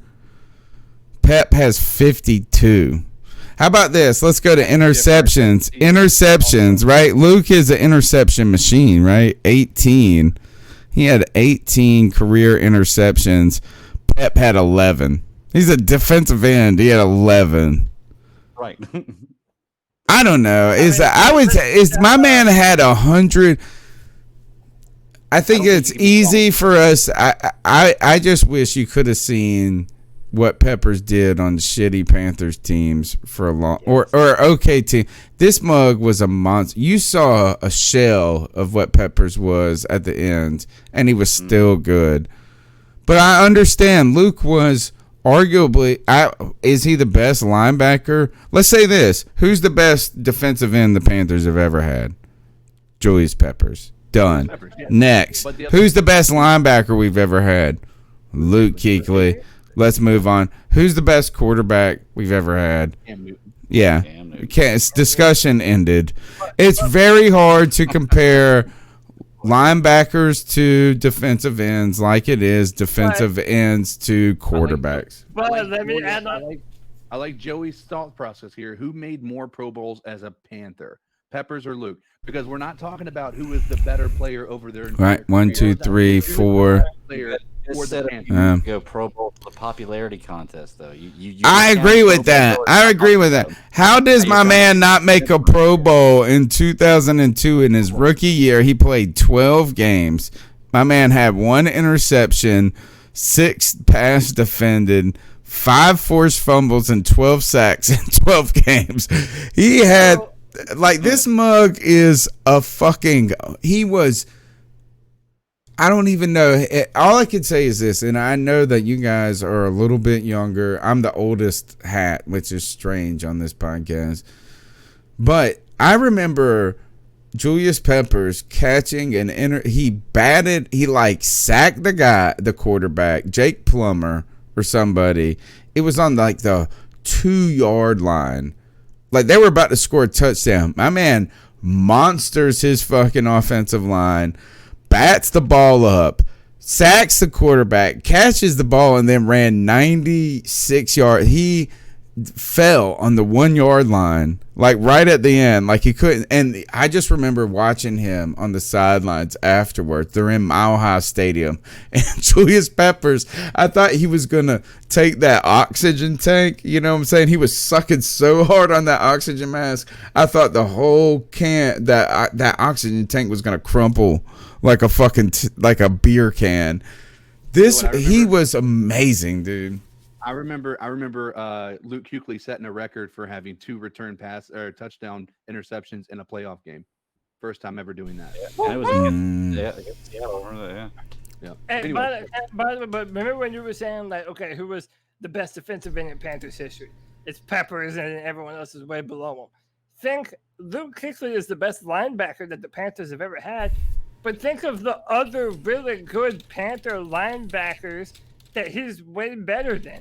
That he was, I think we all say that he's better than Dan Morgan. As much as we love TD, better than Thomas Davis, Sam Mills, incredible Sam Mills. But Luke Kuechly is still the best out of all those linebackers. Yeah. Finished his career here, and by the way, as soon as his career ended, became a scout for the Carolina Panthers. Dude, when you add that on top of the Luke chance, what he has meant to the defense, the fact that he's been the heart and soul of our defense, and when you add the fact that Pep left, if I had to answer my man Joey's question, if I'm taking someone off for Cam Newton, I'm okay with that for that reason, because his career is really, his amazingness was in Carolina, but also the fact that he played 12 more years somewhere else. You know what I'm saying? He had a 17-year career, bro. Yeah, that's insane for a defensive end. And if you, Cody. Go ahead. No, I'm done. Okay, I was saying, let me ask you, Cody. You were comparing the linebackers that Luke Kuechly is better than the Panthers. How many of those linebackers are going to make the Hall of Fame? Sam Mills. How many other Panther linebackers are going to make the Hall of Fame? None. Yeah, how many of those? Okay, these. How about? Okay, Sam Mills might. Julius Peppers will make the Hall of Fame. Julius Peppers will be in the Hall of Fame. I wonder, will Luke Kuechly? I think he should be. He's trying to use Green as an example. Green played 1 year with us. Kevin Green. We also had we had the other guy, the dude that was from Kevin Green was more of a Steeler than he was. Or a Packer too. Yeah. I mean, all I'm saying is this: a defensive end, and it's actually we're saying about the quarterback. Yeah, it's unfair because the quarterback touches the ball every snap. Well, them's the bricks. That's why the quarterback gets the girl and gets all the popularity and the fame. It's the same thing on defense. Yeah, a defensive end has a tough job to do, and it's an incredible But job. it's more important than a linebacker's job. No, the middle. Yes, no, shush. No, it is not. The middle linebacker. Who gets paid the most? Who gets paid the most? Of the play. Who gets paid the most? Okay. That's because of how they affect the game. Because Number one, what's the number one paid position? What's the number one paid position? A quarterback. What's the number two paid position? It's either between corner or defensive. Lies. Or receiver. It ain't no corner. No way. Corners get paid ridiculous. Number one is quarterback, and then the flip is between defensive end and left tackle. Like those are the three number. I'm sorry. Luke had more of a job to do. Lies. Than Julius did. He had to do dropping back into coverage. No. Julius Peppers got back in the coverage. He had almost as many interceptions as Luke Kuechly did. I know. I can't get on that because I think you could get an elite defensive end. Who would you rather have, a Von Miller or Luke Kuechly? And they're, in the prime. No, I want the guy that's getting to the quarterback. That changes the game more. I can get a middle of the road. I'm not saying Luke isn't the best at what he's done, but overall, middle linebackers are not what they used to be in the NFL game. And I mean, look, I love Luke. I'm not trying to shit on Luke in this. I'm just saying this is that if we were going to draft a number one draft pick and we had the choice between the best middle linebacker in the history of the game and the best defensive end in the history game, our ass is taking Julius Peppers. We just did have that choice. We had a choice between a defensive lineman and the best linebacker on the board, and we took a defensive lineman. I understand the point that you're making, though, but think of it this way: like back at a point in time, Ray Lewis and Brian Urlacher, those guys would have been taken first because of how incredible they were, right? So because we would have been. Hold on. In today's NFL, you're right. A pass rusher is valued more, but look how important Luke Kuechly was in a day and age where the linebacker position, especially the middle linebacker position, has been so devalued. A lot of people at the time were mad at how much money we paid Luke, because why would you pay a middle linebacker that much money? But look at how much it did for us. And this is an era after Ray Lewis, after Brian Urlacher, after all these monster inside linebackers of yesteryear. Like Luke was almost from a different age and did it just as good as all of those players. I love this because it's Cody's politician coming out. What he's now doing is he's using everything you said against you. Yeah. I'm going to go back and pull clips of Cody saying that defensive ends are more important than linebackers. Yeah. I know he said it. I know you have said that on this show. I go back and look at the history of drafts. I guarantee you every history in draft, I guarantee you there is a defensive end or defensive lineman taken before a linebacker. I can almost guarantee you. What about this? What about one other thing? And let's not even think about that. Is the drop off between the elite of a defensive end? Like if you took the best defensive end in the league, the best middle linebacker, and then you took the second best at that position, I feel like the linebacker, we can get serviceable linebackers that can do a lot of those things. But sometimes it's just really hard to find that beast of an edge rusher. Yeah, we'll see. We'll see. Like, how about this? Is I know Julius Peppers is going to be in the Hall of Fame. I know that with 100% certainty. I will put the fucking jacket on himself. I will give him. He's the reason I'm a Panthers fan.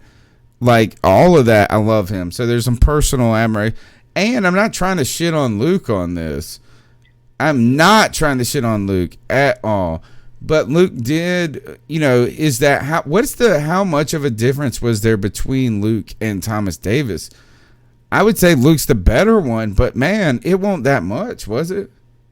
Yes, it was not. No. Yes, middle linebacker. Thomas Davis was never the middle linebacker for a reason. It wasn't within his skill set to be able to do a middle linebacker. Now you're just fighting the fight here, man. You're just fighting the fight.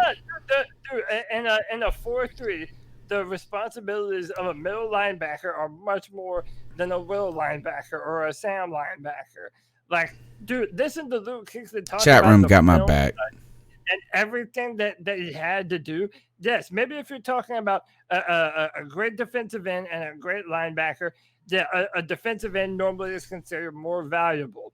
But when we're talking about the Carolina Panthers and what these two players did for the team, in my mind, it's Luke above every other defensive player that we've ever had. Didn't the Tampa Bay just let a great linebacker walk and replace him like he was nothing with Devin White? No, but now y'all are putting a bunch of Devin White's still over there. on Devin White's the one they replaced him with. They just put in a rookie. He kicked ass by him, but Quan Alexander or whatever goes to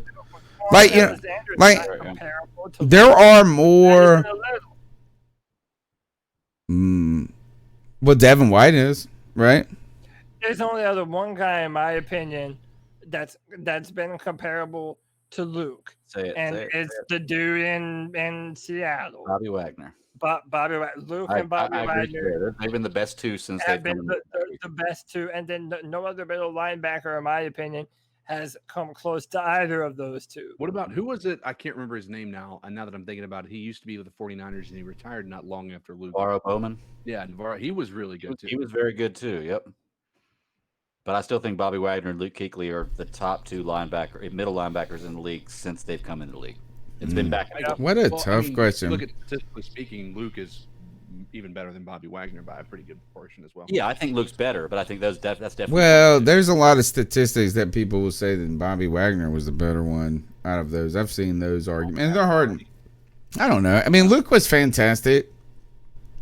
Yeah. I was actually I think he was. Here's the thing: is Luke never had a bad year, ever. Yeah. Even his last year, where we were starting to wonder things, and then he retired. Like, he made their Pro Bowl every year. He was all pro every year. He was amazing. So I'm not trying to shit on him. And I don't want to take it for granted. But, I mean, a pep means a lot to me. All right, we got one more call, and then let's get the hell out of here. Hi, this is Anthony Rochelle. I just wanted to let you know about the two receivers. I think they would both have a good year, Anderson and Samuel. I don't know. I just have a good feeling that would happen. But I also think,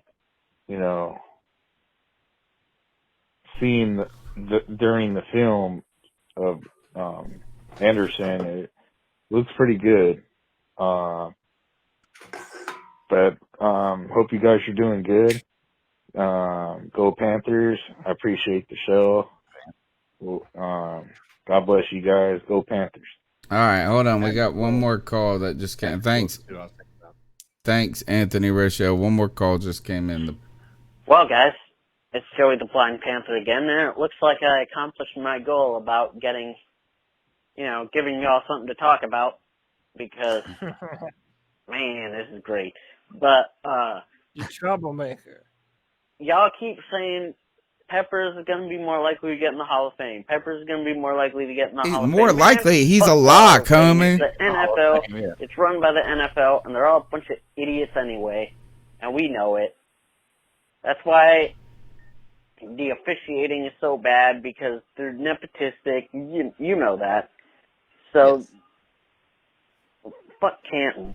It's all about what they did in Carolina, and that is why Luke. That's why I'm taking Luke over Peppers any day, because I could care less about Canton. These young guns. all these youngins. I can't believe I'm the old guy now. Watch Julius Peppers play. It's hard to grade his play. It's not really. It's an argument, but you know. One of the things these young kids don't know, Greg. Listen, you old timers are surrounded. Okay, No. boomers. All right, listen to Okay. this. How about this? Is that there was Peppers had a group of people that were kind of against him, like people were against Cam when he was in Carolina. It wasn't as big because we didn't have social media and stuff, but there was a criticism of Peppers. Like people like What to. was that? What did you say? Oh, it was this easily. They said this is Pep would take plays off. Ooh, Like where, like yeah, exactly. So they go this. What I'm trying to say is this, right? Yeah, and the whole thing that those dumbasses didn't get is that when you're a defensive end that's a pass rushing specialist, you can't go 100 on every down. Like it's a chess game. You got to go 80 on this down, 90 on. You're setting them up. You know what I'm saying? You're doing all of this. And sometimes when you're the star and Cam lovers out there, you should understand this. Is if you're the star-ass player, maybe it's not your job when someone else screwed up to try to run 60 yards down the field. You know, but people were hard on Pep a lot about taking plays off, and he put those numbers up. That's my thing. Is my man had 159 and a half sacks, and his biggest criticism is he didn't play every down. Right. Like, damn. Well, holy shit. Not to mention this guy started college basketball and went all the way, I think, to the elite. Yeah, like a Final Four. Yeah. He was awesome. Started college football. It's a Can you freak. imagine what his college life was like on a starting power forward? Yeah, for the basketball for a team, national champion. I think he won a national championship. Crazy. All right. That's the C3 Panthers podcast for tonight. You guys can be a part of the show by calling in at 252-228-5098. Guys, we'll go ahead and ice some fools up and get out of here. Who wants to go first? Dude, I'm stuck between like three of them. All right, I'll go first. I'll go first then. Legit do three good ones tonight, so I'm trying to narrow it down to which one I want to pick. I am icing up somebody that has been iced up many a times on this podcast and who has not been iced up for me in a while because I've been trying to stay out of politics. But I'm going to ice up our president, Donald Trump, when he admitted to being a reality star and saying, let's slow down this testing.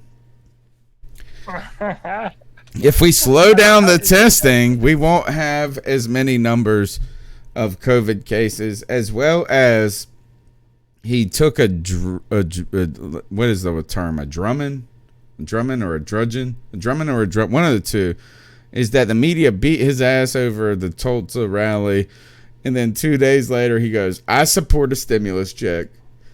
So this is what happened, is that maybe I should be giving kudos to Donald Trump right here, because he's just totally admitting that the American public and politics is really just a reality TV show. Yeah.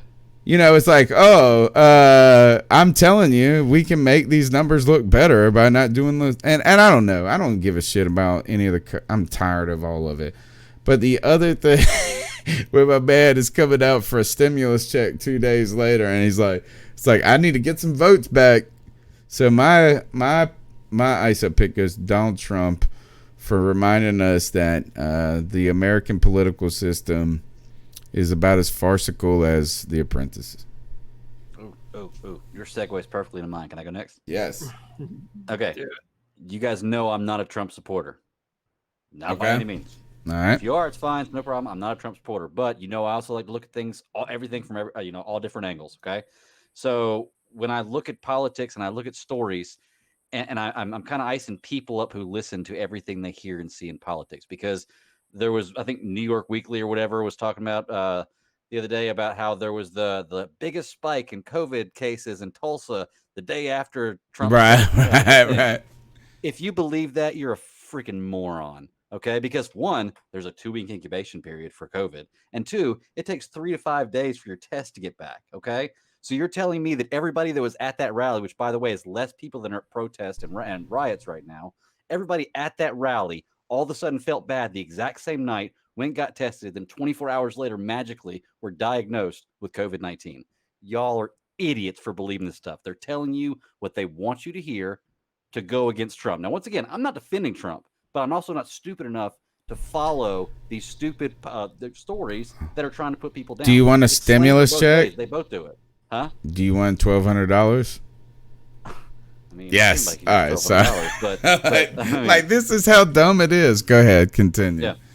No, that's about it. It's just, people don't like when you see a video online, before you make a judgment on it, look up the whole video, because I guarantee you whatever was put out there, look at the person who's put out there and what their agenda is. I guarantee you they put out there what they want you to see to help their narrative. Same way with news stories.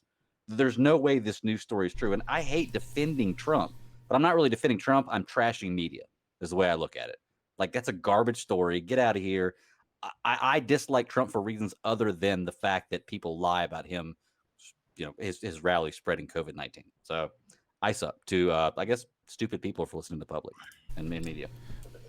Mike Vela says Peppers made a cameo in a Nelly music video back in the day.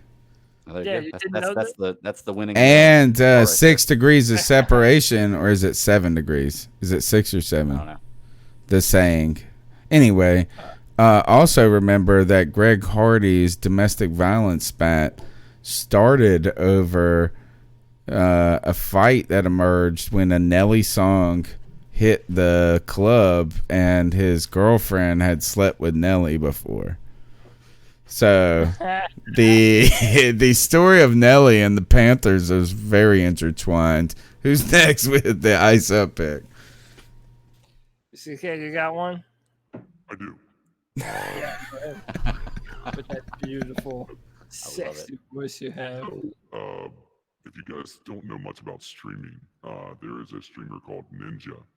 And Ninja left Twitch to go to stream solely for Mixer. He took a big payout, but he was being offered a much bigger paycheck by Facebook and other people. And so he took the sinking ship, by the way. Mixer was already on a downward spiral when he went over there.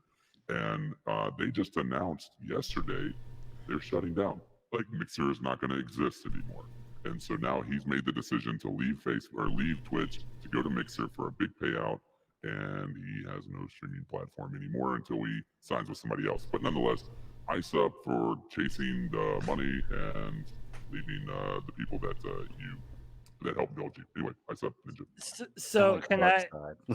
So the way I heard it though was that it was a good thing for Ninja. So Ninja and the streamer named Shroud left to go to Mixer. Yeah. Now Mixer has folded, and apparently, so now Mixer was going to partner with Facebook and or something like that. Yeah, and Facebook, so Facebook gave them the option. Either you can sign with Facebook for double the amount of what you signed with Mixer, or we can just buy you out of your contract. And instead of going to Facebook, they both took the buyout instead, and they're free agents, I've heard.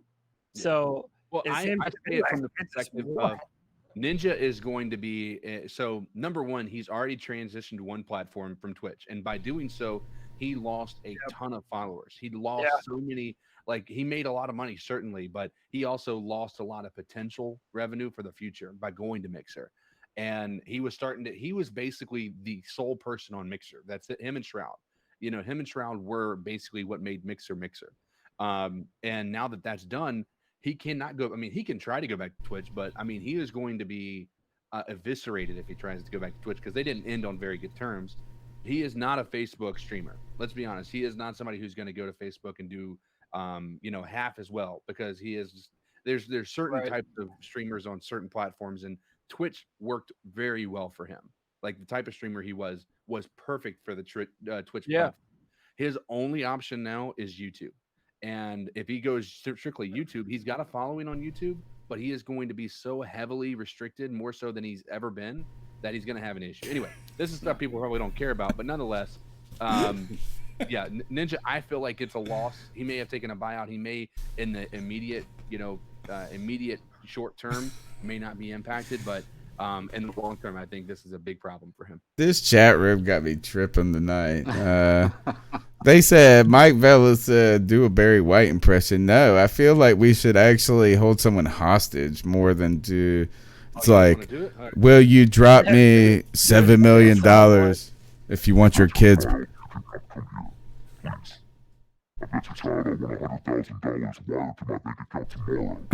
sounds like the Fifth Element. And then, as you guys were talking about Ninja and this and that, David Ward goes, Tony's face. I'm like, over here, like, nah. That's funny. It's funny. Go to YouTube, folks. I was actually interested. You know what I was thinking about with that discussion was what's going on with Joe Rogan. You know, Joe Rogan takes the big money, which I think is going to be great. I think it's going to make Spotify. I think it's another power play by Spotify to take over podcasting from iTunes. So I would be excited about that. But then Joe Rogan, when in the world, I turned on Twitter the other day and people were shitting on Joe Rogan. Like, he was like trending because he was like, you fucking fags if you wear masks or something. Like, he said something like to that effect.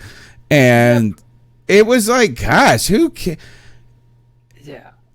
And then the guy that followed him was even like, I'm not a CDC guy. It was like, if you even really looked at the conversation, I just thought it was crazy. I thought it was almost like when they were shitting on Trump for when he said we had an AIDS vaccine. And then later he just kept talking about therapies afterwards. So like maybe he misused vaccine as a word. But let's save our criticism for real shit. Yeah, and plus people will take Joe Rogan out of context in a 3-hour podcast. Like they'll take a clip of him just fucking around with Bill Burr, his comedian friend. Right. And then they He's a podcaster. That's what they're supposed to do. By the way, they're drinking whiskey and smoking weed the whole fucking time. Like, it's a podcast of a bunch of comedians. And you know what else people get pissed off at Joe Rogan for? Because he's telling the truth. And he talks shit about Joe Biden being incognitive. Right. That was which is true. And you have been ahead of the curve on all of this. All of this. I want to congratulate you for all the shit you've talked about for the last year. Because I really am going to have a hard time voting for Joe Biden, period. Yes, now this will be the second election cycle, presidential election in a row where everyone feels like both options suck. Right. Yes. Joe Biden can't form a sentence without forgetting where he is. Oh, and by the way, if you don't fall in line behind that dude, then you're Trump's biggest ally, supporter. Which is a lie because you have been the vanguard of that attack from the beginning. You've been saying this, Cody, and that is like, first, you've liked a lot of these other people in comparison, but your criticism entirely, you didn't even get into his politics ever. It was just like, this dude is a has-been. Yeah, and all of the a good measure to find out who these people are is go look at every bill and everything that they shamelessly supported in their past, but denied that they ever would do a thing like that now, and they change people. No, dude, they put their finger in the air and they see what way the wind's blowing, and they tell you the bullshit that you think you want to hear. Nah, Biden would have been a great candidate in 1992. Forever ago. Can I bring up the point? Okay, go ahead. Take this as well. Trump actually used to be liberal. You guys forget, right? Yeah. Clinton, and Bill Clinton during their. So I mean, yes, it's going to be. He's the best at that. He'll be like, "Who am I talking to? What do I gotta say? Yeah, right. Y'all like guns? I love guns."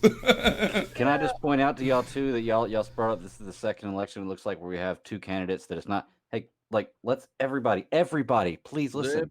There's not just two candidates. It's just everybody only pays attention to Republicans and Democrats. There are more people that run for president. Take a second and listen to these other people. Well, we They got to may be more have good involved in the ideas. primaries, though. The campaign going right in Tony Dunn. Because they have no support. They have to have people listen to them to get support. I think you're right. CK, I'm writing myself in, by the way. So now I've got 2 votes. They wrote their own name.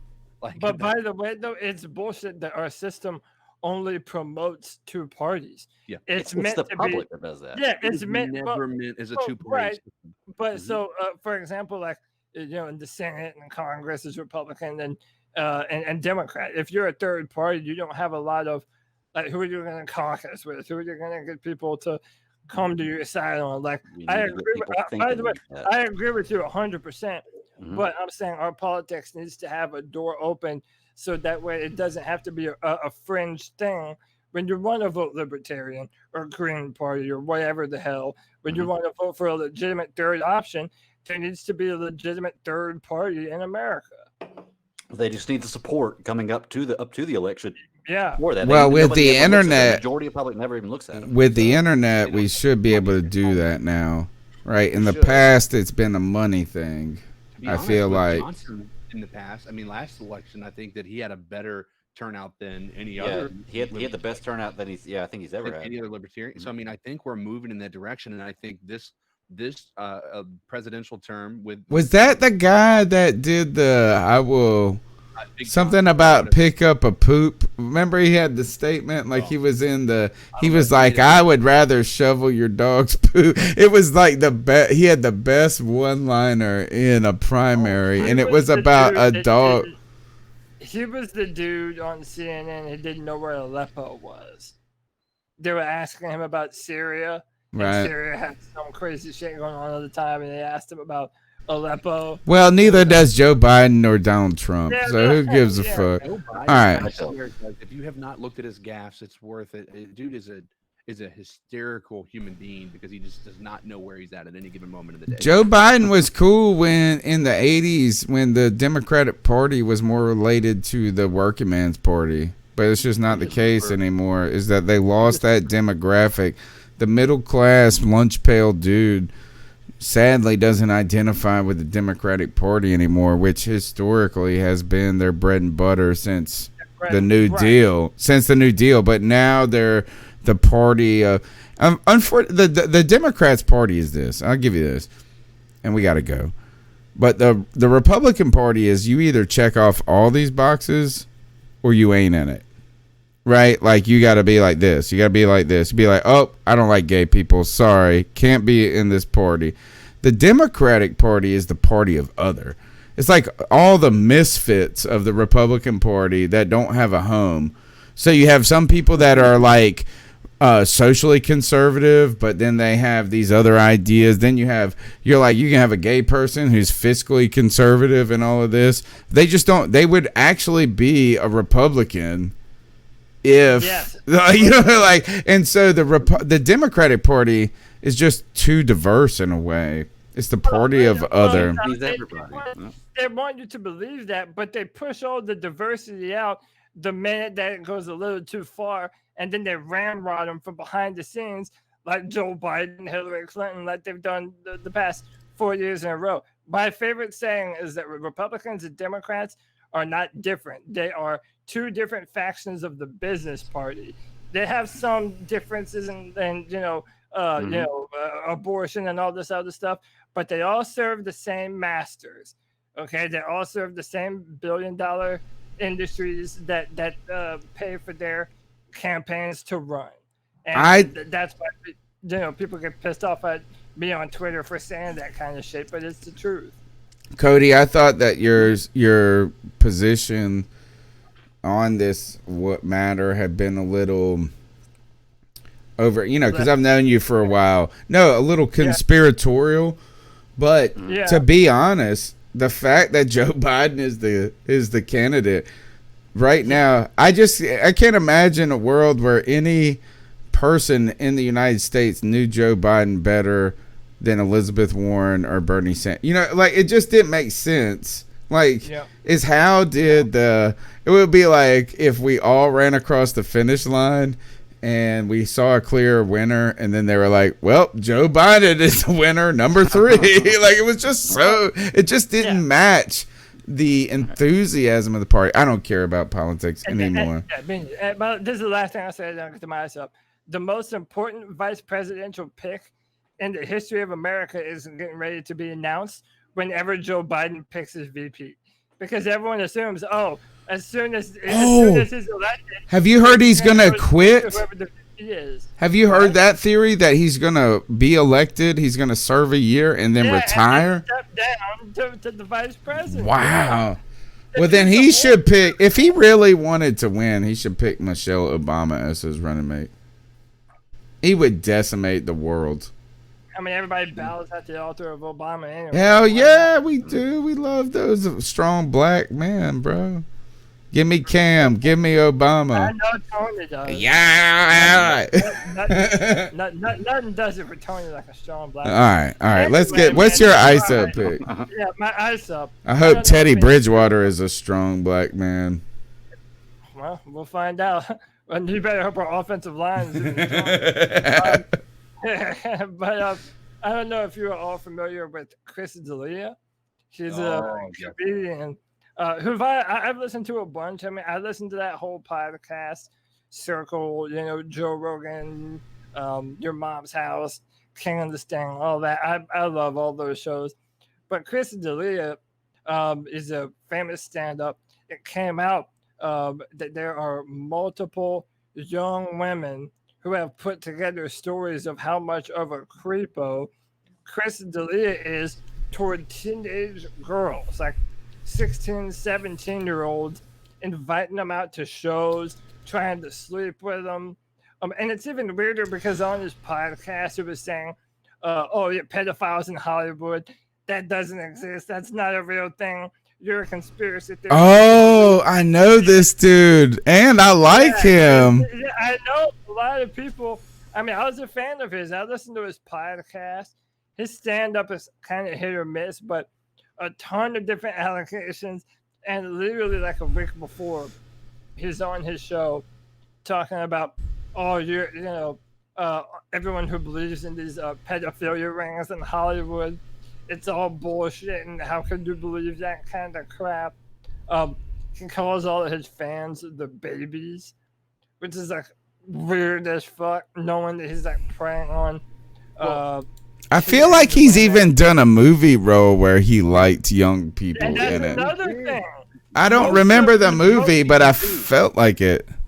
Most of his roles that he plays in like shows, he ends up playing a pedophile. What was the movie, CK? Did you remember? He was in the series You, season 2. He was a pedophile.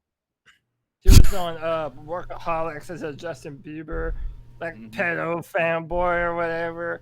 And I'm pretty sure that he's had podcasts, or not podcasts, but stand-up comedy shows that have actually addressed this as well. So I mean, it's really interesting. It's if you look at his body of work, it's really it's almost damning. Yeah, it's really weird how he has said so many things that did not age well in context, given all the shit that just came out about him. He's a real weird. Don't ever trust someone that reports to have never done drugs or alcohol in their entire life. I don't want to fucking know that person, and don't trust anything that they say. Chris D'Elia, ice up, son. Don't look at the story. All right. That's the C3 Panthers podcast. It's expected. We sadly. All right. Ice up to all of those ice up picks. The number's 252-228-5098. C3 Panthers podcast, Tuesday nights, 9 p.m. You can find us on YouTube. You can find us on Twitter at @cat_chronicles. We appreciate your support and your participation in the chat room. Cody, you got the Cripple Connection. What's going down? Yes, I do. Which, by the way, it's kind of dawning on me that it sounds like a dating app for handicapped people. Cripple Connection. You got to keep it. Yeah, you have to keep it. No, it's even better that. I know. Just dawning on you. Like, why wasn't that the first thought? Yeah, man, it's awesome. But no, me and my partner Jeffrey do a video game podcast every Friday called the Cripple Connection Podcast. We're live on YouTube. Check me out, Cody Lashney on YouTube. Subscribe, hit the notification bell every Friday, and you can find me on Twitter where I'm mad about something, dude. It's either Panthers or football, politics, or just some random Twitter bots. Find me at Cody Lax, CODYLAC, and come bullshit with me, bro. CK in the house. What you got going on? Yep. Just streaming, man. Just doing the video game thing. And how close to the tattoo are we? We have, which is actually tattoo. Pretty. Yeah. What's this about a tattoo? If he gets 1,000 followers, he's getting a tattoo, and I followed his ass right away. Yeah. So I've got right now, in the past 3 weeks, I have grown from basically 10 followers to 325 followers. Nice. Which I feel like is pretty impressive. But it's not obviously a drop in the bucket to where I'd like to be. But and so I obviously never had a tattoo. And I've been thinking about it, and so I said, hey, well, let's do this. And so I got this idea of doing a 1,000 followers. I'll get my first tattoo. So that's what I'm doing. So if you guys want to go check me out at Codizzle Allen, it's going to be here. It's going to be Facebook, Codizzle Allen. Yes. That's the way I can tell you. If you get 2,000 followers, will you get the Hitman tattoo? Yeah. All right. We're going for 2,000 followers and the barcode on the back of the head. Don't quote me on that, by the way. I just did, and this is being recorded. And on top of that, we've got Greg in the house, the master of podcasts. What you got going on? Oh, well, first of all, I want to say I'm going to start the hashtag of get that tat for to raise 1,000 because I want to see that. But you can find me at the Bad Daddy 52 on Twitter. That's my personal handle. And then I'm not going to plug all the shows, man, but just go check out the Geek Ultimate Alliance network of podcasts. We drop stuff with 5 days. DC Alliance podcast, the Super Civil Servants podcast. I will plug them. I hear. Well, I wasn't going to plug all the shows in the Alliance, but yeah. But like you said, I'm DC Alliance podcast, superhero discussions on there. So we're Mondays and Fridays, and we have shows in between. I do my own show with a group of my friends on Fridays, the Super Civil Servants podcast, where it's basically just like this, but talking movies and Indiana Jones is the focus now. Indiana Jones. Yep. This Friday we're doing Indiana Jones, and I don't know what else we're going to talk about. News is going to pop this week. There's some big stuff coming on with Michael Keaton possibly being Batman, so I'm sure that'll be. Hell yeah! If you want to hear some good news about that, we recorded last night, so it's very. I just got a chubby. Here now. But it's connected to Batman Beyond, though, right? Maybe it might be. Maybe. Oh, he's the bomb. He's the best Batman. Hey, for anybody out there, Ryan Reynolds might be Green Lantern in the next Justice League movie. So just saying, anybody who knows what I'm talking about, you're excited about it. You're crazy about that. But, anyway, check me out. Let me give you I got to give you this great Indiana Jones story, right? So I am obviously, I just found out that I'm the old guy on this show tonight, right? And stuff like this. So I'm I've always been the young teacher. Is that I've been a baby, always trying to wear the shirt and tie to make sure everybody knew I was the teacher and stuff like that. But now I'm starting to get, my students are even getting younger, right? Because kids are taking college classes in high school. I had this he was the nicest kid, man. He was like, sat in front, he was just nice. He would say hello all the time. He didn't even do that well. But one day he said to me, you know what? You remind me of Indiana Jones. And I was like, why? I was like, do I have a whip? I look nothing like this. This is not an anthropology class. But what was so wonderful about it is I realized that Indiana Jones is his archetype of what a professor is. So he was like, he was just like, man, because he was a high school kid. He must have been 17. He's taking his first college class. And he's like, fucking Indiana Jones is my instructor, the archetype. I was like, so now my ass, you know what I wear to work? Fucking fedora and a whip. Bitches. No, I'm kidding. All right. C3 Panthers podcast. No, I don't wear that shit. I wear a shirt and I was about tie. to say, you better wear it. If you have a fedora, you better wear it on the next show. I do have a That'd be so fedora. good. I do have one. You should come. You should come on. But it's like live it's a Friday cool nights. one. It's like a Next time we Guinea one. Good. Well, next time we do, because we're doing all the Indiana Jones movies and we're doing them live every Friday at 9 p.m. Eastern Standard Time. You should come on a show with us, Tony, and wear Tell that story. I'll tell that story. All right. Story and wear that. Yeah. All right. It's not that kind of hat. It's more of like a it's not a fedora. It's a Stetson. Isn't that the other one? I got that. All right. C3 Panthers podcast. We're out of here, guys. We'll check you out next Tuesday. Ice up for this show being 2 hours and 10 minutes with nothing to talk about.